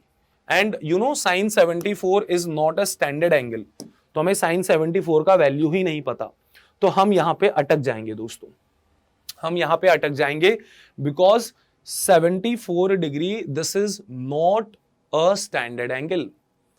तो क्या करें, तो मैंने आपको एक चीज बहुत स्ट्रेस देके बोली थी कि आपको यार जब भी रेंज निकालनी हो तो आपके दिमाग में एक थॉट आना चाहिए। क्या थॉट आना चाहिए आपके दिमाग में, ये थॉट आना चाहिए कि रेंज भाई साहब एक्स डायरेक्शन का प्रॉपर्टी है, और यदि एक्स डायरेक्शन का प्रॉपर्टी है तो एक्स में तो कांस्टेंट वेलोसिटी है, तो डिस्टेंस हम कैसे निकाल सकते हैं, स्पीड इनटू टाइम। तो हम निकाल सकते हैं स्पीड इनटू टाइम। स्पीड कौन सी लेंगे, एक्स डायरेक्शन वाली, इनटू टाइम कौन सा लेंगे, तो यहां से लेकर यहां तक आना मतलब आपको टोटल टाइम जो लगा वो टाइम ऑफ फ्लाइट के इक्वल होगा। तो यार आपका डायरेक्टली आंसर आ जाएगा। क्या अपने को एक्स डायरेक्शन का कंपोनेंट पता है, बिल्कुल पता है। What is the component of x direction, so that is u cos theta, जिसका वैल्यू हमें निकालने पर 40 आया था, उसको मैंने मल्टीप्लाई कर दिया टाइम ऑफ फ्लाइट से, that we have already calculated which is 6, and 40 into 6 करेंगे तो हमें मिलेगा 240 मीटर। दैट मीन्स ये पार्टिकल जो प्रोजेक्टाइल मोशन में एक्स डायरेक्शन में टोटल डिस्टेंस चलने वाला है वो कितना चलने वाला है, that is 240 meter, right, that is 240 meter. So I think आप लोगों को ये सिचुएशन यहां तक क्लियर हो गई है। इनिशियल जो 3 पार्ट्स थे क्वेश्चन के वो बहुत ज्यादा सिंपल थे, क्योंकि डायरेक्टली फॉर्मूला बेस्ड में बोल सकता हूं, maximum height, time of flight, range, ये सारी चीजें हम लोगों को निकालनी थी। एग्रीड, चलिए। अच्छा, कंपोनेंट्स याद रख लीजिएगा कि हॉरिजॉन्टल कंपोनेंट 40 आ रहा है एंड वर्टिकल कंपोनेंट 30 आ रहा है। Now let's move to the next part. अगर हम फोर्थ पार्ट की बात करें तो फोर्थ पार्ट में डिस्कशन हो रहा है मिनिमम काइनेटिक एनर्जी का, ठीक है। तो यार ये मिनिमम काइनेटिक एनर्जी क्या होगी इस मोशन के दौरान, तो आप ये चीज समझिएगा कि काइनेटिक एनर्जी किसके इक्वल होती है, दैट इज हाफ mv²। अब अगर हम इस प्रोजेक्टाइल मोशन को देखते हैं, पार्टिकल का मास 2 kg गिवन है, आपने यहां से तो पार्टिकल को फेंक दिया कुछ u वेलोसिटी से थीटा एंगल पर, और ये एक ऐसा मोशन करके यहां पे आ गया, है ना। तो भाई साहब क्या इस मोशन के दौरान पार्टिकल का मास चेंज हो रहा है क्या, उसका मास तो चेंज नहीं हो रहा है, मास तो कांस्टेंट है ना। ऐसा थोड़ी है तुम किसी पार्टिकल को फेंक रहे हो तो उसका मास ही चेंज हो गया, तो बहुत बकवास है। हाँ, एक चीज चेंज हो रही है, वो चेंज हो रही है उसकी स्पीड। जब वो ऊपर जा रहा है तो उसकी स्पीड धीरे धीरे कम हो रही है। तो आप बोलोगे सर स्पीड चेंज हो रही है, सो कैन आई से जब इस पार्टिकल का स्पीड मिनिमम हो जाएगा at that moment, at that instant, इसका काइनेटिक एनर्जी भी मिनिमम हो जाएगा। दोस्तों जब इस पार्टिकल का स्पीड मिनिमम होगा उस मोमेंट पे इसका काइनेटिक एनर्जी भी मिनिमम होगा। So now we have to understand कब स्पीड मिनिमम होगा। यहां पे तो अच्छी खासी स्पीड है, लेकिन इसके बाद आप दोस्तों जैसे इसको फेंकेंगे तो देखिए, आप सबसे पहले तो ये समझिए हॉरिजॉन्टल कंपोनेंट कभी भी चेंज नहीं होने वाला। This is u cos theta. Initially अगर u cos थीटा था तो अभी भी u cos थीटा है, और वर्टिकल कंपोनेंट की अगर हम बात करते हैं सो वो इनिशियली u sin थीटा था, वो जरूर अब कम होगा क्योंकि ग्रेविटी नीचे लग रही है। तो धीरे धीरे वर्टिकल कंपोनेंट कम होते जा रहा है। इनफैक्ट अगर आप हाईएस्ट पॉइंट पर देखें तो यहाँ horizontal component is still u cos theta, लेकिन वर्टिकल कंपोनेंट तो 0 हो गया। अच्छा, तो थोड़ा से आगे और चलोगे तो वापस से अब वर्टिकल कंपोनेंट आने लग जाएगा। Horizontal component would be still u cos theta and vertical component would be again gaining form में आ जाएगा। तो क्या मैं ऐसा बोल सकता हूं, अच्छा जब ये नीचे टकराने वाला होगा सो यू कॉस थीटा, और वर्टिकल कंपोनेंट इसका एकदम मैग्नीट्यूड सेम आ गया होगा यू साइन थीटा। अब आप खुद देखिए guys, don't you feel at the highest point, eight the highest point speed उसका मिनिमम है, क्योंकि हाईएस्ट पॉइंट पर वर्टिकल कंपोनेंट तो खत्म ही हो गया, जीरो हो गया, हॉरिजॉन्टल तो कभी चेंज ही नहीं होगा। सो इस पूरे मोशन के दौरान आपको ये बात पता होनी चाहिए कि काइनेटिक एनर्जी जो पार्टिकल की मिनिमाइज होती है वो कहां मिनिमाइज होती है, वो हाईएस्ट पॉइंट पर होती है। Eight highest point kinetic energy would be minimum. तो चलिए बस अब उसको निकाल लेते हैं, कितना काइनेटिक एनर्जी होगा, so that is half m into v square. तो हाईएस्ट पॉइंट पे जो स्पीड होती है वो तो उसका हॉरिजॉन्टल कंपोनेंट होता है इनिशियल का, एंड हमने पहले ही निकाल चुके हैं कि इसका जो हॉरिजॉन्टल कंपोनेंट है वो कितना था 40, है ना, क्योंकि अपन कैलकुलेशन कर ही चुके हैं। सो हॉरिजॉन्टल 40 आया था, वर्टिकल कंपोनेंट 30 आया था। So now what I will say कि काइनेटिक एनर्जी हम सर क्या लिखेंगे, this is equal to half, mass कितना है 2 और हॉरिजॉन्टल कंपोनेंट का square, so horizontal component is 40, so that is 40 का square. 2 will cancel out each other and this is 40 का square will give us what, this will give us 1600 joule, है ना। तो ये 1600 जूल हमें मिनिमम काइनेटिक एनर्जी निकल कर आ गई और हाईएस्ट पॉइंट पर होगी। इन केस अगर कोई आपसे पूछ ले कि मैक्सिमम कब होता है, तो भाई मैक्सिमम भी जाहिर सी बात है जब आपने इसको फेंका उस मोमेंट पे दोस्तों, पूरे मोशन में अगर हम कंपैरिजन करें तो यहां पे इसका काइनेटिक एनर्जी मैक्सिमम होगा, है ना, क्योंकि इसके बाद तो बेटा इसकी स्पीड कम ही होने वाली है। तो इस मोमेंट पे मैक्सिमम होता है। आप इस पे बोल लो या इस पे बोल लो, क्योंकि जब ये वापस आएगा तो भाई साहब सेम ही काइनेटिक एनर्जी हो जाएगी। तो इन दोनों इंस्टेंट पर आप देखेंगे काइनेटिक एनर्जी सेम होगी और बाकी सबके कंपैरेटिवली वो ज्यादा होगी। सो guys this is all about fourth part. अब हम आते हैं फिफ्थ पार्ट पे। क्वेश्चन का फिफ्थ पार्ट ये था कि आप 1 सेकंड बाद उसकी स्पीड, वेलोसिटी, ये सब चीजें बता दीजिए। चलिए, तो भाई साहब हम सबसे पहले तो निकाल ही चुके हैं कि हमारा जो टाइम ऑफ फ्लाइट आया था वो टाइम ऑफ फ्लाइट 6 सेकंड आया था, राइट। टाइम ऑफ फ्लाइट हमारा 6 सेकंड आया था। तो यहां पे हमें काफी सारी चीजों को समझने के लिए डायग्राम बहुत तमीज से बनाना पड़ेगा। और अब जो आने वाले पार्ट्स हैं इसके, वो सारे के सारे प्यारे पार्ट्स हैं। यहां पे रटाफिकेशन काम नहीं चल सकता। यहां आपको ऐसा नहीं है कि आपने कोई फॉर्मूला याद कर लिया और सर काम हो गया। यहां पे आप लोगों को चीजें लॉजिकली देखनी पड़ेंगी। भाई मान लीजिए हमने इस पार्टिकल को यहां से फेंक दिया था u वेलोसिटी से, और वो वेलोसिटी थी 50 मीटर पर सेकेंड। कितने एंगल पर फेंका था, 37 डिग्री पर फेंका था। अच्छा, एक बात, कंपोनेंट्स इसके कर ही चुके हैं। Initially horizontal component is 40 metre per second and vertical component is 30 metre per second. कुछ इस प्रकार इसने मोशन किया और ऐसा मोशन करके पार्टिकल यहां पर आ गया। अब आप ये समझो कि भाई साहब टोटल इसको जो टाइम लगा वो 6 सेकंड लगा। मतलब इसने जब मोशन स्टार्ट किया तो at this instant I can से, यदि ये मेरा टाइम 0 है, सो गाइस जब ये वापस से लैंड करेगा तो यहां पे कितना टाइम लग जाएगा, 6 सेकंड। सो आपसे मैं पूछूं कि हाईएस्ट पॉइंट पर जब ये था तो कितना टाइम होगा, so you will say sir वो 3 सेकंड होगा।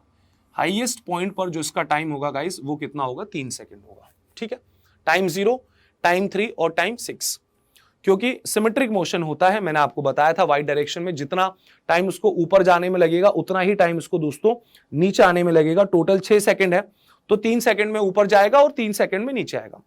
हमसे पूछा है 1 सेकंड बाद, सो कैन आई से 1 सेकंड बाद पार्टिकल कहीं ना कहीं यहां पे होगा। दिस इज द पोजीशन जब उसका टाइम 1 सेकंड होगा। बिल्कुल सही बात है सर, 1 सेकंड बाद वो कहीं ना कहीं यहां पे होगा। अब वो अगर यहां पर होगा तो उसकी अगर हम वेलोसिटी देखते हैं इस इंस्टेंट पे, तो वो तो कुछ ऐसी होने वाली है, टेढ़ी। वी वेलोसिटी में कुछ बोल देता हूं, जो कि 50 से तो कम होगी, क्योंकि धीरे धीरे इसकी स्पीड कम होते जा रही है। अब इसके अगर आप 2 कंपोनेंट्स करें इस वेलोसिटी के, तो एक इसका हॉरिजॉन्टल कंपोनेंट आएगा और एक इसका वर्टिकल कंपोनेंट आएगा। इस बात में भी एग्री कर रहे होंगे। अब आप क्या बोलेंगे, सर हॉरिजॉन्टल कंपोनेंट अगर पहले 40 था तो सर अब भी तो 40 ही रहेगा। मैं बोलूंगा बिल्कुल सही बात है, हॉरिजॉन्टल कंपोनेंट तो चेंज ही नहीं होता, वो तो अभी भी 40 मीटर पर सेकंड रहना चाहिए। ठीक है, तो मुद्दा ये आता है कि सर यहां पे जो चेंज हुआ होगा वो वर्टिकल कंपोनेंट चेंज हुआ होगा, जो कि हमें नहीं पता, तो उसे हम वी वाई लिख देते हैं। उसे हम दोस्तों क्या लिख देते हैं, वी वाई। समझिएगा बड़े ध्यान से। टाइम 0 पर ये यहां से चला, 1 सेकेंड बाद यहां पे कहीं होगा, तो इसकी कुछ तो स्पीड होगी जो हमें नहीं पता, लेकिन हमें यह जरूर पता है कि इस स्पीड का हॉरिजॉन्टल कंपोनेंट कितना है 40, वर्टिकल नहीं पता Vy। अब आपको अगर वर्टिकल कंपोनेंट नहीं पता तो आप कौन सी डायरेक्शन से बात करोगे? आपको जब भी इस मोशन के न्यूमेरिकल्स करने हैं तो दिमाग में ये बात सेट कर लीजिएगा कि x डायरेक्शन के हम अलग से करेंगे और y डायरेक्शन के हम अलग से करेंगे। तो भाई साहब अगर y डायरेक्शन का कंपोनेंट निकालना है तो y वाले से जाके बात करो, है ना, x में कुछ लेना देना नहीं है। तो हम यदि y डायरेक्शन में जाके बात करते हैं तो y डायरेक्शन क्या बोलेगी कि भाई साहब जब हमने यहां से इसको फेंका नीचे से तो वेलोसिटी कितनी थी 30 थी, और 1 सेकेंड बाद जायज सी बात है कि ये ऊपर पहुंच गया होगा, और अगर ऊपर पहुंच गया होगा 1 सेकेंड बाद तो उसकी कुछ तो वेलोसिटी होगी जिसे मैं Vy बोल देता हूं।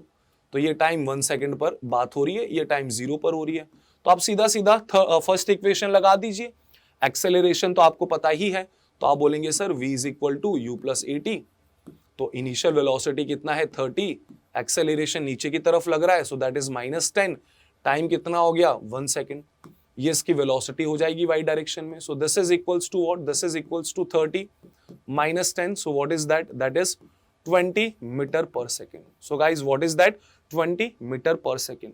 मतलब 1 सेकेंड बाद आप ये जो वर्टिकल कंपोनेंट आपका नहीं पता था ये आपने सीधा सीधा निकाल लिया ना v is equal to u plus 80 से, क्योंकि टाइम तो पता है। अब हम बोलेंगे कि सर ये 20 मीटर पर सेकेंड है, मतलब अब हमें सब कुछ पता चल चुका है। तो 5th पार्ट में हमें बोला था कि आप बताओ उसकी वेलोसिटी क्या होगी। अगर आपने ध्यान से 5th पार्ट को पढ़ा हो तो वहां पे 2 चीजें उन्होंने पूछी थी, एक उन्होंने बोला था कि वेलोसिटी बताइए और दूसरा स्पीड। तो जब भी अगर वो वेलोसिटी की बात कर रहा है दैट मींस बेटा वो डायरेक्शन भी पूछना चाहता है। तो आप वेलोसिटी कैसे बोलेंगे, आप वेक्टर फॉर्म में लिख दीजिए। आप इसका वेलोसिटी कितना लिखेंगे, तो आप विद डायरेक्शन बताएंगे कि आफ्टर 1 सेकेंड जो वेलोसिटी है what is the horizontal component, that is 40 right, so this would B 40 i cap, and what is the vertical component, that is 20, so that would be 20 j cap. तो ये आपका velocity आ गया 1 second बाद। मैं पूछूंगा कि speed कितना है, सो स्पीड मींस सीधा सीधा इसका मैग्नीट्यूड पूछना चाहता है। तो आपको यार ये तो अब बच्चे नहीं हो, वेक्टर्स में बहुत प्रैक्टिस करवाई थी। वेक्टर्स में आपको क्या बताया था कि जिसने अगर वेक्टर्स के लेक्चर नहीं देखे देख लेना, क्योंकि 3 लेक्चर्स में पूरा वेक्टर कंप्लीट किया है और हर एक लेक्चर 2 घंटे का है। सबकी डीपीपी डिस्क्रिप्शन बॉक्स में आप लोगों को मिल जाएगी। और वेक्टर एक ऐसा चैप्टर है जो अगर मिस हो गया तो कुछ नहीं हो सकता तुम्हारा फिजिक्स में। आने वाले जो चैप्टर्स है न्यूटन्स लॉ ऑफ मोशन, वहां भी तुम कुछ नहीं कर पाओगे, बिलीव मी, है ना। तो अगर इसका हम मैग्नीट्यूड निकालना चाहते हैं तो कैसे निकालेंगे, जो भी i का कोफिशिएंट है उसका स्क्वायर कर दीजिए, सो दैट इज 40 का स्क्वायर। जो भी j का कोफिशिएंट है उसका स्क्वायर कर दीजिए, सो दैट इज 20 का स्क्वायर। और इस पूरी चीज का दोस्तों हम अंडर रूट ले लेते हैं। इस पूरी चीज का दोस्तों हम क्या ले लेंगे, अंडर रूट। तो देखते हैं सॉल्व करने पर ये हमें क्या मिलेगा। So this is equals to 40 का स्क्वायर अगर आप करेंगे सो दैट इज 1600, ठीक है, प्लस 20 का स्क्वायर आप करेंगे सो दैट इज 400। भाई सिंपल सी कैलकुलेशन है, 40 का स्क्वायर करोगे 1600 आ गया और 20 का 400 आ गया। फर्दर इसको अगर आप ऐड करोगे तो अंडर रूट ऑफ 2000 आ जाएगा। उसको आप और सिंप्लीफाई कर सकते हो, that is not a big deal. और फर्दर अगर आप उसे सिंप्लीफाई करेंगे तो ये देखिए 100 है बाहर तो 10 निकल कर आ जाएगा, तो अंडर रूट 20 आएगा। 20 में से भी भैया 4 निकाल लो तो 2 बनकर वो बाहर आ जाएगा, so this would be 20 and this is √5 metre per second. So your final answer is 20 √5 metre per second. ये उसका स्पीड हो जाएगा दोस्तों, this is the speed after 1 second. तो वो तो अगर हमें वर्टिकल कंपोनेंट पता चल गया, हॉरिजॉन्टल पता है, तो हम सारी चीजें निकाल ही लेंगे। अब एक इंटरेस्टिंग चीज इन्होंने 6th पार्ट भी हम यहीं से सॉल्व कर सकते हैं। 6th पार्ट भी आप लोगों को बहुत इजीली समझ में आ जाएगा। उन्होंने पता है क्या बोला, उन्होंने ये बोला 6th पार्ट में कि भाई साहब आपने ये सब तो निकाल ही लिया, वेलोसिटी, स्पीड, उसके बाद आप क्या निकालेंगे, angle between velocity and horizontal after 1 second. मतलब आप ये बताइए कि 1 सेकेंड बाद जो भी उसकी वेलोसिटी है वो हॉरिजॉन्टल के साथ कितना एंगल बना रही होगी। मतलब अगर आप देखें तो कंटिन्यूअसली बच्चों एंगल चेंज हो रहा है। इनिशियली एंगल 37 था और धीरे धीरे ये एंगल कम होता जाएगा। देखो धीरे धीरे ये एंगल कम होता जाएगा हॉरिजॉन्टल के साथ। इनफैक्ट टॉप मोस्ट पर तो ये एंगल 0 हो जाएगा, क्योंकि टॉप मोस्ट पर it would be exactly horizontal. तो टॉप मोस्ट पे तो एंगल 0 हो जाएगा। तो आप देखिए एंगल कंटिन्यूसली चेंज हो रहा है, विद हॉरिजॉन्टल एंगल जो है आपका कंटिन्यूसली चेंज हो रहा है। तो 1 सेकंड बाद हमको ये एंगल पूछा है कि ये एंगल कितना होगा। वेक्टर्स में आपको बताया था, कभी भी आपको एक वेक्टर दिया जाए, मान लीजिए उसका x कंपोनेंट दे दिया, उसका y कंपोनेंट दे दिया, तो इसका जो रिजल्टेंट होगा वो कहीं ना कहीं यहां लाई करेगा। This is the net force. और मान लीजिए ये एंगल थीटा है, तो आप नेट फोर्स क्या, अब तो अगर आपको ये एंगल निकालना है रिजल्टेंट का, तो आप tan थीटा बोलेंगे। This tan theta equals to vertical component divided by this component that is horizontal, so vertical divided by horizontal fy by fx। तो यार अब हम यहां क्या बोलेंगे, हम यहां ये बोलेंगे कि अगर हम यहां पे बात करें, अगर हमें tan थीटा निकालना है, so this tan theta is equal to what is vertical component here, so that is 20 divided by horizontal component which is 40, है ना, और 20 by 40 सॉल्व करने पर this will be 1/2। कोई स्टैंडर्ड एंगल तो नहीं है, पर कोई तो एंगल होगा, हमें उससे कोई मतलब नहीं है, हमें एंगल निकालने को पूछा था, तो हम बोल देंगे भैया ऐसा एंगल होगा कि tan थीटा का वैल्यू 1/2 आ जाएगा। So that's it. So this is all about 6th part, right. 7th part में आप लोगों से क्या पूछा गया इस क्वेश्चन में कि आप लोग पोजीशन बताएं 1 सेकंड बाद उस पार्टिकल की जिसको आपने प्रोजेक्ट किया, 1 सेकंड बाद इसका पोजीशन क्या होगा। तो दोस्तों यहां पे अगेन डायग्राम बहुत ज्यादा मैटर करेगा। So again let's say this is the projectile motion. यहां से तो हमने उसको फेंक दिया 50 मीटर पर सेकेंड से थीटा एंगल पर, राइट। कुछ ऐसा प्रोजेक्टाइल मोशन करके वो यहां आ गया। अच्छा, टाइम 0 यहां पे था, तो बेटा इस कोऑर्डिनेट को मैं 0,0 मान लेता हूं। लेट्स से दिस इज 0,0, है ना, और ये टाइम 0 पे यहां पे था। अच्छा, हमें ये तो पता चल ही चुका है कि टाइम 1 सेकेंड बाद वो कहीं ना कहीं यहां पे होगा। Let's say so particle is somewhere here, time is equal to 1 second बाद पार्टिकल आप लोगों का यहां पर है, 1 सेकेंड बाद पार्टिकल यहां हो गया। ठीक है सर। अब आप ये चीज समझने की कोशिश करो, इस 1 सेकेंड में पार्टिकल कुछ डिस्टेंस तो x डायरेक्शन में भी चला है, कुछ ये देखिए थोड़ा सा ये पार्टिकल आप लोगों का अगर आप x डायरेक्शन में देखें तो ये पार्टिकल आप लोगों का x डायरेक्शन में इतना आगे बढ़ चुका है, एंड डेफिनेटली ऊपर भी गया है, तो ये y डायरेक्शन में भी ऊपर की तरफ गया है। तो हमको यही कोऑर्डिनेट्स निकालने हैं कि इसका x कोऑर्डिनेट कितना होगा, पोजीशन का यही मतलब होता है, और y कोऑर्डिनेट कितना होगा। सो नहीं पता तो हम बोल देते हैं let's say that is x, y, and that is what we have to find. चलिए सर कैसे फाइंड करेंगे। अच्छा, ये मैं वापस से बता दूं, कंपोनेंट्स कर चुके हैं भाई। हॉरिजॉन्टल कंपोनेंट कितना था, it was 40 metre per second, और वहीं पर अगर हम वर्टिकल कंपोनेंट देखें तो वर्टिकल कंपोनेंट कितना था, that was 30 metre per second. अब आप क्या बोलेंगे, सर एक बात बताओ, हॉरिजॉन्टल कंपोनेंट और वर्टिकल कंपोनेंट तो ठीक है, सपोज मैं आपको बोलता हूं कि मुझे x निकालना है कि 1 सेकेंड बाद वो कितना आगे बढ़ गया, तो ये चीज डिपेंड करेगी x डायरेक्शन पर, तो हम x डायरेक्शन से ही बात करते हैं, y डायरेक्शन से क्या लेना देना। तो मैं x डायरेक्शन में क्या बोलूंगा कि एक चीज आगे की तरफ चल रही है, और कितने से चल रही है, 40 मीटर पर सेकेंड से। तो यार मुझे आप खुद बताइए, टाइम 0 पे सपोज ये चली, तो 1 सेकेंड बाद दोस्तों व्हाट डू यू फील, ये कितना डिस्टेंस चल लेगी। चूंकि ये कांस्टेंट स्पीड से जा रही है, तो आप डिस्टेंस का फॉर्मूला लगाइए ना सीधा सीधा, that is what, speed into time, क्योंकि x डायरेक्शन में तो रफ्तार कांस्टेंट है, कितना स्पीड है 40, टाइम कितने की बात हो रही है 1 सेकेंड बाद, 40 इंटू 1 करेंगे तो आपको दोस्तों x कोऑर्डिनेट मिलेगा 40 मीटर। This would be your x coordinate. और वहीं पर अगर मैं आपसे बात करता हूं कि y डायरेक्शन के कंपोनेंट्स भी बताइए, y डायरेक्शन में बात थोड़ी सी अलग है, y डायरेक्शन में एक्सेलरेशन है। जब हमने इसको फेंका था तो 30 मीटर पर सेकेंड से ऊपर की तरफ फेंका था। जब हमने दोस्तों इसे फेंका था तो 30 मीटर पर सेकेंड से हमने इसे ऊपर की तरफ फेंका था, टाइम 0 था, तो 1 सेकेंड बाद सपोज पार्टिकल यहां पे कहीं ना कहीं आ गया होगा, तो ये y डायरेक्शन में जो डिस्टेंस चला है, चूंकि ये एक्सेलरेटेड है, तो हमें सेकेंड इक्वेशन लगानी पड़ेगी मोशन की, जो कि क्या है, s is equal to ut plus half at square. चलिए वैल्यूज पुट कर दीजिए, what is initial velocity, that is 30, time कितना लगा 1 सेकेंड, हाफ ऑफ एक्सेलरेशन कितना है -10 divided by 2, time is again, so 1 का square is 1 only, so this is 30 into 1 is 30, -10 by 2 is 5, 30 - 5 करेंगे तो आपको मिलेगा 25 metre. So guys this is the y coordinate.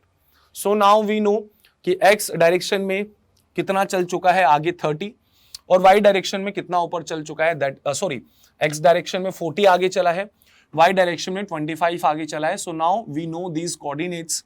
So these coordinates are basically 40, 25 and that's it. So these coordinates are 40, 25 and that's it. उम्मीद करता हूं कि आप लोगों को ये डिस्कशन भी क्लियर है. इसमें भी हमने यार कोई बहुत ऐसा स्पेशल ऐसा कुछ नहीं किया. जो चीजें हमें पता है कि किस तरीके से x में डिवाइड करना है, किस तरीके से y में डिवाइड करना है, बस उसको धीरे धीरे प्रोसीड करते जाना है और आगे बढ़ना है. चलिए लास्ट स्टेप क्या था. लास्ट में आपसे पूछा था डिस्प्लेसमेंट ऑफ पार्टिकल निकालो. एक सेकेंड बाद, ठीक है. अब आपको अगर इसके कोऑर्डिनेट्स पता चल चुके हैं, x coordinate is 40, y coordinate is 25, तो आखिरी पार्ट में आपको यार बिल्कुल भी दिक्कत नहीं आने वाली है. क्यों, मैं बता देता हूं. देखिए, सपोज आपने यहां से जब फेंका तो उसे आपने ओरिजिन मान लिया एंड ये कुछ इस प्रकार ऐसा एक मोशन हुआ और ये यहां पे आ गया. So this coordinate is let's say 0,0 and we know very well after 1 second बाद पार्टिकल यहां पहुंच चुका है और ये जो कोऑर्डिनेट है दिस इज 40,25. तो डिस्प्लेसमेंट कैसे निकालते हैं बिना कुछ सोचे समझे. इनिशियल पॉइंट को आप डायरेक्टली फाइनल पॉइंट से जोड़ दें. दोस्तों इनिशियल पॉइंट को आप डायरेक्टली फाइनल पॉइंट से जोड़ दें तो आप लोगों को ये डिस्प्लेसमेंट मिल जाएगा. कितना होगा ये डिस्प्लेसमेंट.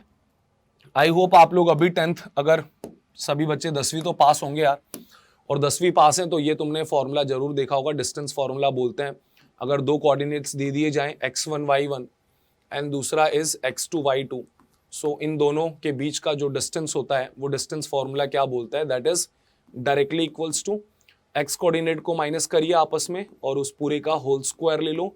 सिमिलरली y कोऑर्डिनेट को माइनस करो और उस पूरे का होल स्क्वायर ले लो एंड पूरी चीज का अंडर रूट आ जाता है. तो सेम फंडा यहां लगा दो भाई.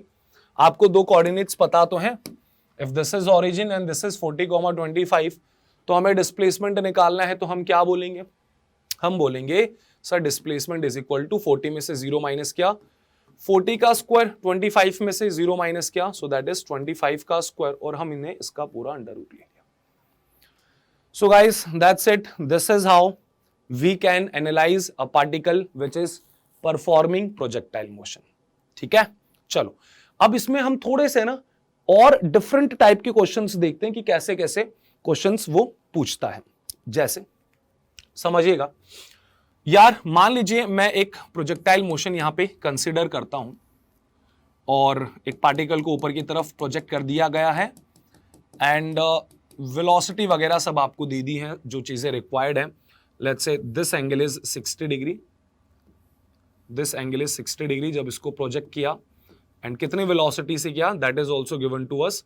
इनिशियल वेलोसिटी सपोज u है तो हमें u बता दी गई है, that is u is equal to 20√3 metre per second, 20√3 metre per second. और हमसे ये बोला find the speed of particle, find the speed of particle. कब निकालना है ये भी बताएगा, इस बार टाइम नहीं बता रहा है. Find the speed of particle when it makes 30 degree with horizontal. When it makes 30 degree with horizontal. तो क्वेश्चन को एक बार रीड करने में पहले तो सबसे पहले अजीब सा लगता है कि यार ये पूछ क्या लिया, हमें तो यही नहीं समझ में आ रहा. ये पार्टिकल ऐसा है, ऐसा जाएगा और ऐसा कुछ एक प्रोजेक्टाइल मोशन करेगा. ठीक है. तो हम एक काम करते हैं, सवाल को भूल जाते हैं एक सेकेंड के लिए. एक काम करते हैं, क्वेश्चन को हम थोड़ी देर के लिए भूल जाते हैं. मुझे एक बात बताइए, ये पार्टिकल अभी यहां पर है, आप थोड़ी देर बाद अगर देखेंगे ये एंगल 60 डिग्री है, थोड़ी देर बाद इसका वेलोसिटी कुछ इस प्रकार होगा, एग्री कर रहे हो, और थोड़ी देर बाद इसका वेलोसिटी कुछ इस प्रकार होगा, और थोड़ी देर बाद इसका वेलोसिटी कुछ इस प्रकार होगा एंड सो ऑन. अगर हम इस वेलोसिटी का एंगल देखें हॉरिजॉन्टल के साथ, तो इनिशियली वेलोसिटी 60 डिग्री बना रहा था. थोड़ी देर बाद अगर आप देखेंगे तो ये एंगल आपको क्या फील हो रहा है, इज दिस एंगल इंक्रीजिंग और decreasing guys? Clearly you can से this angle with decrease with time. समय के साथ एंगल कम हो रहा है, पहले तो ऐसे फेंक दिया अब धीरे धीरे ये झुकता जाएगा, धीरे धीरे झुकता जाएगा, इनफैक्ट फाइनली तो ये एंगल 0 भी हो जाएगा। फाइनली अगर आप देखेंगे तो आपकी जो वेलोसिटी है वो एग्जैक्ट हॉरिजॉन्टल होगी, तो वो तो 0 एंगल बना रही है। तो हमारी कहानी स्टार्ट हुई थी 60 से और धीरे धीरे ये रफ्तार कम होते गई, कम होते गई, कम होते गई, सॉरी एंगल भी कम होता गया साथ में। तो क्या आपको ऐसा फील नहीं होता, एक ऐसा इंस्टेंट आया होगा बीच में दोस्तों, एक ऐसा इंस्टेंट आया होगा जब वेलोसिटी ने हॉरिजॉन्टल के साथ उस इंस्टेंट पे, क्योंकि आपका इनिशियल एंगल कितना था, आपका इनिशियल एंगल 60 डिग्री था, तो उस इंस्टेंट पे वेलोसिटी 30 डिग्री एंगल बना रही होगी। आपकी ये जो भी वेलोसिटी हमें पता नहीं, ये 30 डिग्री एंगल बना रही होगी, कम हो गई होगी इससे, लेकिन 30 डिग्री एंगल बना रही होगी। तो हमें वो स्पीड निकालनी है, find the speed of particle when it makes 30 degree with horizontal. जब ये पार्टिकल हॉरिजॉन्टल के साथ 30 डिग्री बनाता है तो उसकी स्पीड कितनी होगी, तो उसकी रफ्तार कितनी होगी, that we have to find out. अब बच्चे बहुत दिमाग लगाने लगते हैं, अरे बाप रे ये क्या करें क्या करें, हाँ क्या करें क्या करें। बेटा कुछ भी नहीं है, एक फर्जी सवाल है, बस आपको मैंने एक इंपॉर्टेंट प्रॉपर्टी बताई है, और वो इंपॉर्टेंट प्रॉपर्टी क्या है, प्रोजेक्टाइल मोशन में जो हॉरिजॉन्टल कंपोनेंट होता है दोस्तों, जो हॉरिजॉन्टल कंपोनेंट होता है वो हमेशा सेम होता है। Horizontal component is always same, always. अगर आप इस वेलोसिटी के कंपोनेंट्स लें इनिशियल के, तो क्या कंपोनेंट आएंगे सर, एक हॉरिजॉन्टल कंपोनेंट आ जाएगा, एक हॉरिजॉन्टल कंपोनेंट आ जाएगा, एंड दैट वुड बी कितना, u cos 60, एग्री कर रहे हो, u is the initial speed, और एक वर्टिकल कंपोनेंट आ जाएगा and that would be obviously u sin 60। Similarly आप कुछ टाइम बाद जब 30 डिग्री बनाएंगे तो स्पीड भी चेंज हो जाएगी, तो इसका हॉरिजॉन्टल कंपोनेंट कितना होगा, आप बोलेंगे सर v cos 30, और इसका वर्टिकल कंपोनेंट कितना होगा, v sin 30। हमें ये बात बहुत अच्छे से पता है कि इसका कभी भी हॉरिजॉन्टल कंपोनेंट चेंज नहीं होता। सो गाइज कैन आई से, जो इसका इनिशियल हॉरिजॉन्टल कंपोनेंट था u cos 60 और जो इसका अब हॉरिजॉन्टल कंपोनेंट है v cos 30, ये दोनों के दोनों सेम होने चाहिए यार, ये दोनों के दोनों सेम होने चाहिए या नहीं होने चाहिए, बिल्कुल होना चाहिए। तो इनको इक्वेट कर दीजिए, just equate them and will get the answer. What is horizontal component there sir, that is u cos 60 is equal to, इसका हॉरिजॉन्टल कंपोनेंट कितना है सर, v cos 30।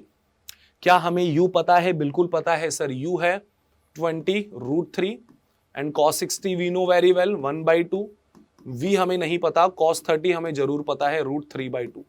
चीजें कैंसिल होंगी, √3 will cancel out each other, 2 से 2 cancel होगा, तो v आप लोगों ने मिल जाएगा, that is equals to exactly 20 metre per second.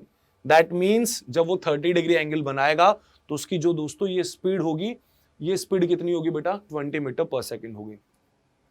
तो इस क्वेश्चन में अगर हम देखें, इस क्वेश्चन में हमें बिल्कुल भी एक्स्ट्रा दिमाग नहीं लगाना था, हमें सीधा सीधा क्या करना था, हमें सीधा सीधा हॉरिजॉन्टल कंपोनेंट को इक्वेट करना था और अपना आंसर हो जाता, अपना सीधा सीधा आंसर आ जाता। I hope that is clear now, and if it's clear let's move to the next point. आखिरी सवाल है और प्योर क्वेश्चन है, नीट के लिए बहुत ज्यादा इंपॉर्टेंट है, वेरी वेरी इंपॉर्टेंट कैटेगरी वाला क्वेश्चन है फॉर नीट, क्योंकि इसमें कैलकुलेशन कुछ नहीं करनी है बेटा, ये प्योर आप लोगों का एक लॉजिकल सवाल है। आप लोगों को एक सिचुएशन दी है, 3 पार्टिकल्स प्रोजेक्ट कर दिए हैं और एक कुछ चीज आप लोगों को दिखाई देगी जिसे ऑब्जर्व करना है, और ये तीनों पार्टिकल्स के अलग अलग हम नाम दे देते हैं, let's say particle A, particle B, particle C. तो भाई ये हमारा पहला पार्टिकल हो गया, let's say this is particle A. Particle A कुछ ऐसा प्रोजेक्टाइल मोशन करता है, यहां से जाके यहां पर वो आ जाता है, so this particle is particle A, right. एक दूसरा पार्टिकल है, उसको यहां से फेंका तो वो कुछ ऐसा जाके ऐसा इधर आ गया, and let's say this is particle B. और एक और पार्टिकल है, सबको सेम पॉइंट से फेंका था, सो इस पार्टिकल का मोशन कुछ ऐसा होगा, and this is particle C. ये 3 पार्टिकल्स आप लोगों को दे दिए गए, सेम पॉइंट से ये पार्टिकल्स फेंके गए हैं, और हमें बोला कि एक सिंपल सा काम करिए, आपको कंपैरिजन करना है बेसिकली, ठीक है। कंपेयर करना है। क्या कंपेयर करना है? दो चीजें कंपेयर करनी है। सबसे पहले आप कंपेयर करेंगे इनकी टाइम ऑफ फ्लाइट, और दूसरा आप कंपेयर करेंगे इनकी इनिशियल स्पीड। ठीक है, दूसरा आप क्या कंपेयर करेंगे? इनकी initial speed. Comparison means we just have to check किसका टाइम ऑफ फ्लाइट ज्यादा है, किसका टाइम ऑफ फ्लाइट कम है ना, किसकी स्पीड ज्यादा है, किसकी स्पीड कम है। और ये बहुत ज्यादा इंपॉर्टेंट क्वेश्चन है नीट के लिए, मेरा विश्वास कीजिए। चलिए तो स्टार्ट करते हैं यार। हम सबसे पहले तो एक चीज ये बोलेंगे, first of all let's compare the time of flight. तो बच्चे यहां पे क्या करते हैं, काफी बच्चे ये थॉट लगाते हैं कि सर देखो ये पार्टिकल तो यहां से फेंका और इतनी दूर तक आके गिरा है, तो सर इसका तो टाइम ऑफ फ्लाइट ज्यादा होगा ये पार्टिकल तो फटाफट से जाके इधर आके गिर जाएगा, है ना। तो उनको लगता है कि टाइम ऑफ फ्लाइट इसका ज्यादा इसका कम। ऐसा नहीं है। आप मुझे एक बात बताइए, इस पूरे फॉर्मूले में, इस पूरे डायग्राम में जो भी आंसर हमारा छुपा होगा वो डायग्राम के अंदर ही होगा, क्योंकि और तो हमें कुछ दिया हुआ ही नहीं है। हमें कोई भी एडिशनल इंफॉर्मेशन नहीं दी, कुछ भी एडिशनल इंफॉर्मेशन नहीं दिया कि इसका इनिशियल स्पीड इतना है, उसका इनिशियल स्पीड इतना है, इसका एंगल ये होगा, उसका एंगल ये होगा, ऐसा कुछ भी नहीं दिया। तो यार मैं सीधी सीधी से एक बात बोलूंगा, और वो सीधी सीधी सी बात दोस्तों ये है कि आप अगर इस डायग्राम को ध्यान से देखेंगे, if you look eight carefully, आपको एक चीज ऑब्जर्व होगी कि इन तीनों का मैक्सिमम हाइट सेम है। तो सबसे इंपॉर्टेंट हमारी जो ऑब्जर्वेशन है वो है दोस्तों, maximum height for all particles that is A, B and C are same. Maximum height तीनों की सेम है। अब आप मैक्सिमम हाइट का फॉर्मूला तो बहुत अच्छे से जानते हैं। मैक्सिमम हाइट का फॉर्मूला होता है u sin थीटा का स्क्वायर लिखें, या फिर आप लिख सकते हैं वर्टिकल वेलोसिटी का स्क्वायर डिवाइडेड बाई 2g। तो आपका जो मैक्सिमम हाइट डिपेंड करता है वो किस पे डिपेंड करता है? देखिए 2 तो कांस्टेंट है, g भी कांस्टेंट है। एक्चुअल में मैक्सिमम हाइट डिपेंड करता है वर्टिकल कंपोनेंट पर। यदि आपका वर्टिकल कंपोनेंट ज्यादा है तो जाहिर सी बात है आप ज्यादा ऊपर जाओगे। आपका वर्टिकल कंपोनेंट कम है तो आप कम हाइट पर जाने वाले हो। सही बात है। अब ये तीनों तो सर, ये तीनों तो सेम हाइट तक जा रहे हैं। अब ये तीनों अगर सेम हाइट तक जा रहे हैं बेटा, सबके एंगल अलग अलग हैं, वो सारी बातें सही हैं, लेकिन आप किसी के लिए भी अगर कंपोनेंट करेंगे तो एक x कंपोनेंट आएगा, एक y कंपोनेंट आएगा। हमें x कंपोनेंट का तो नहीं पता, लेकिन हमें यह बात जरूर पता है कि इन तीनों पार्टिकल्स का y कंपोनेंट सेम होगा, क्योंकि हमें ये रिजल्ट दिखाई दिया कि इनकी मैक्सिमम हाइट सेम है।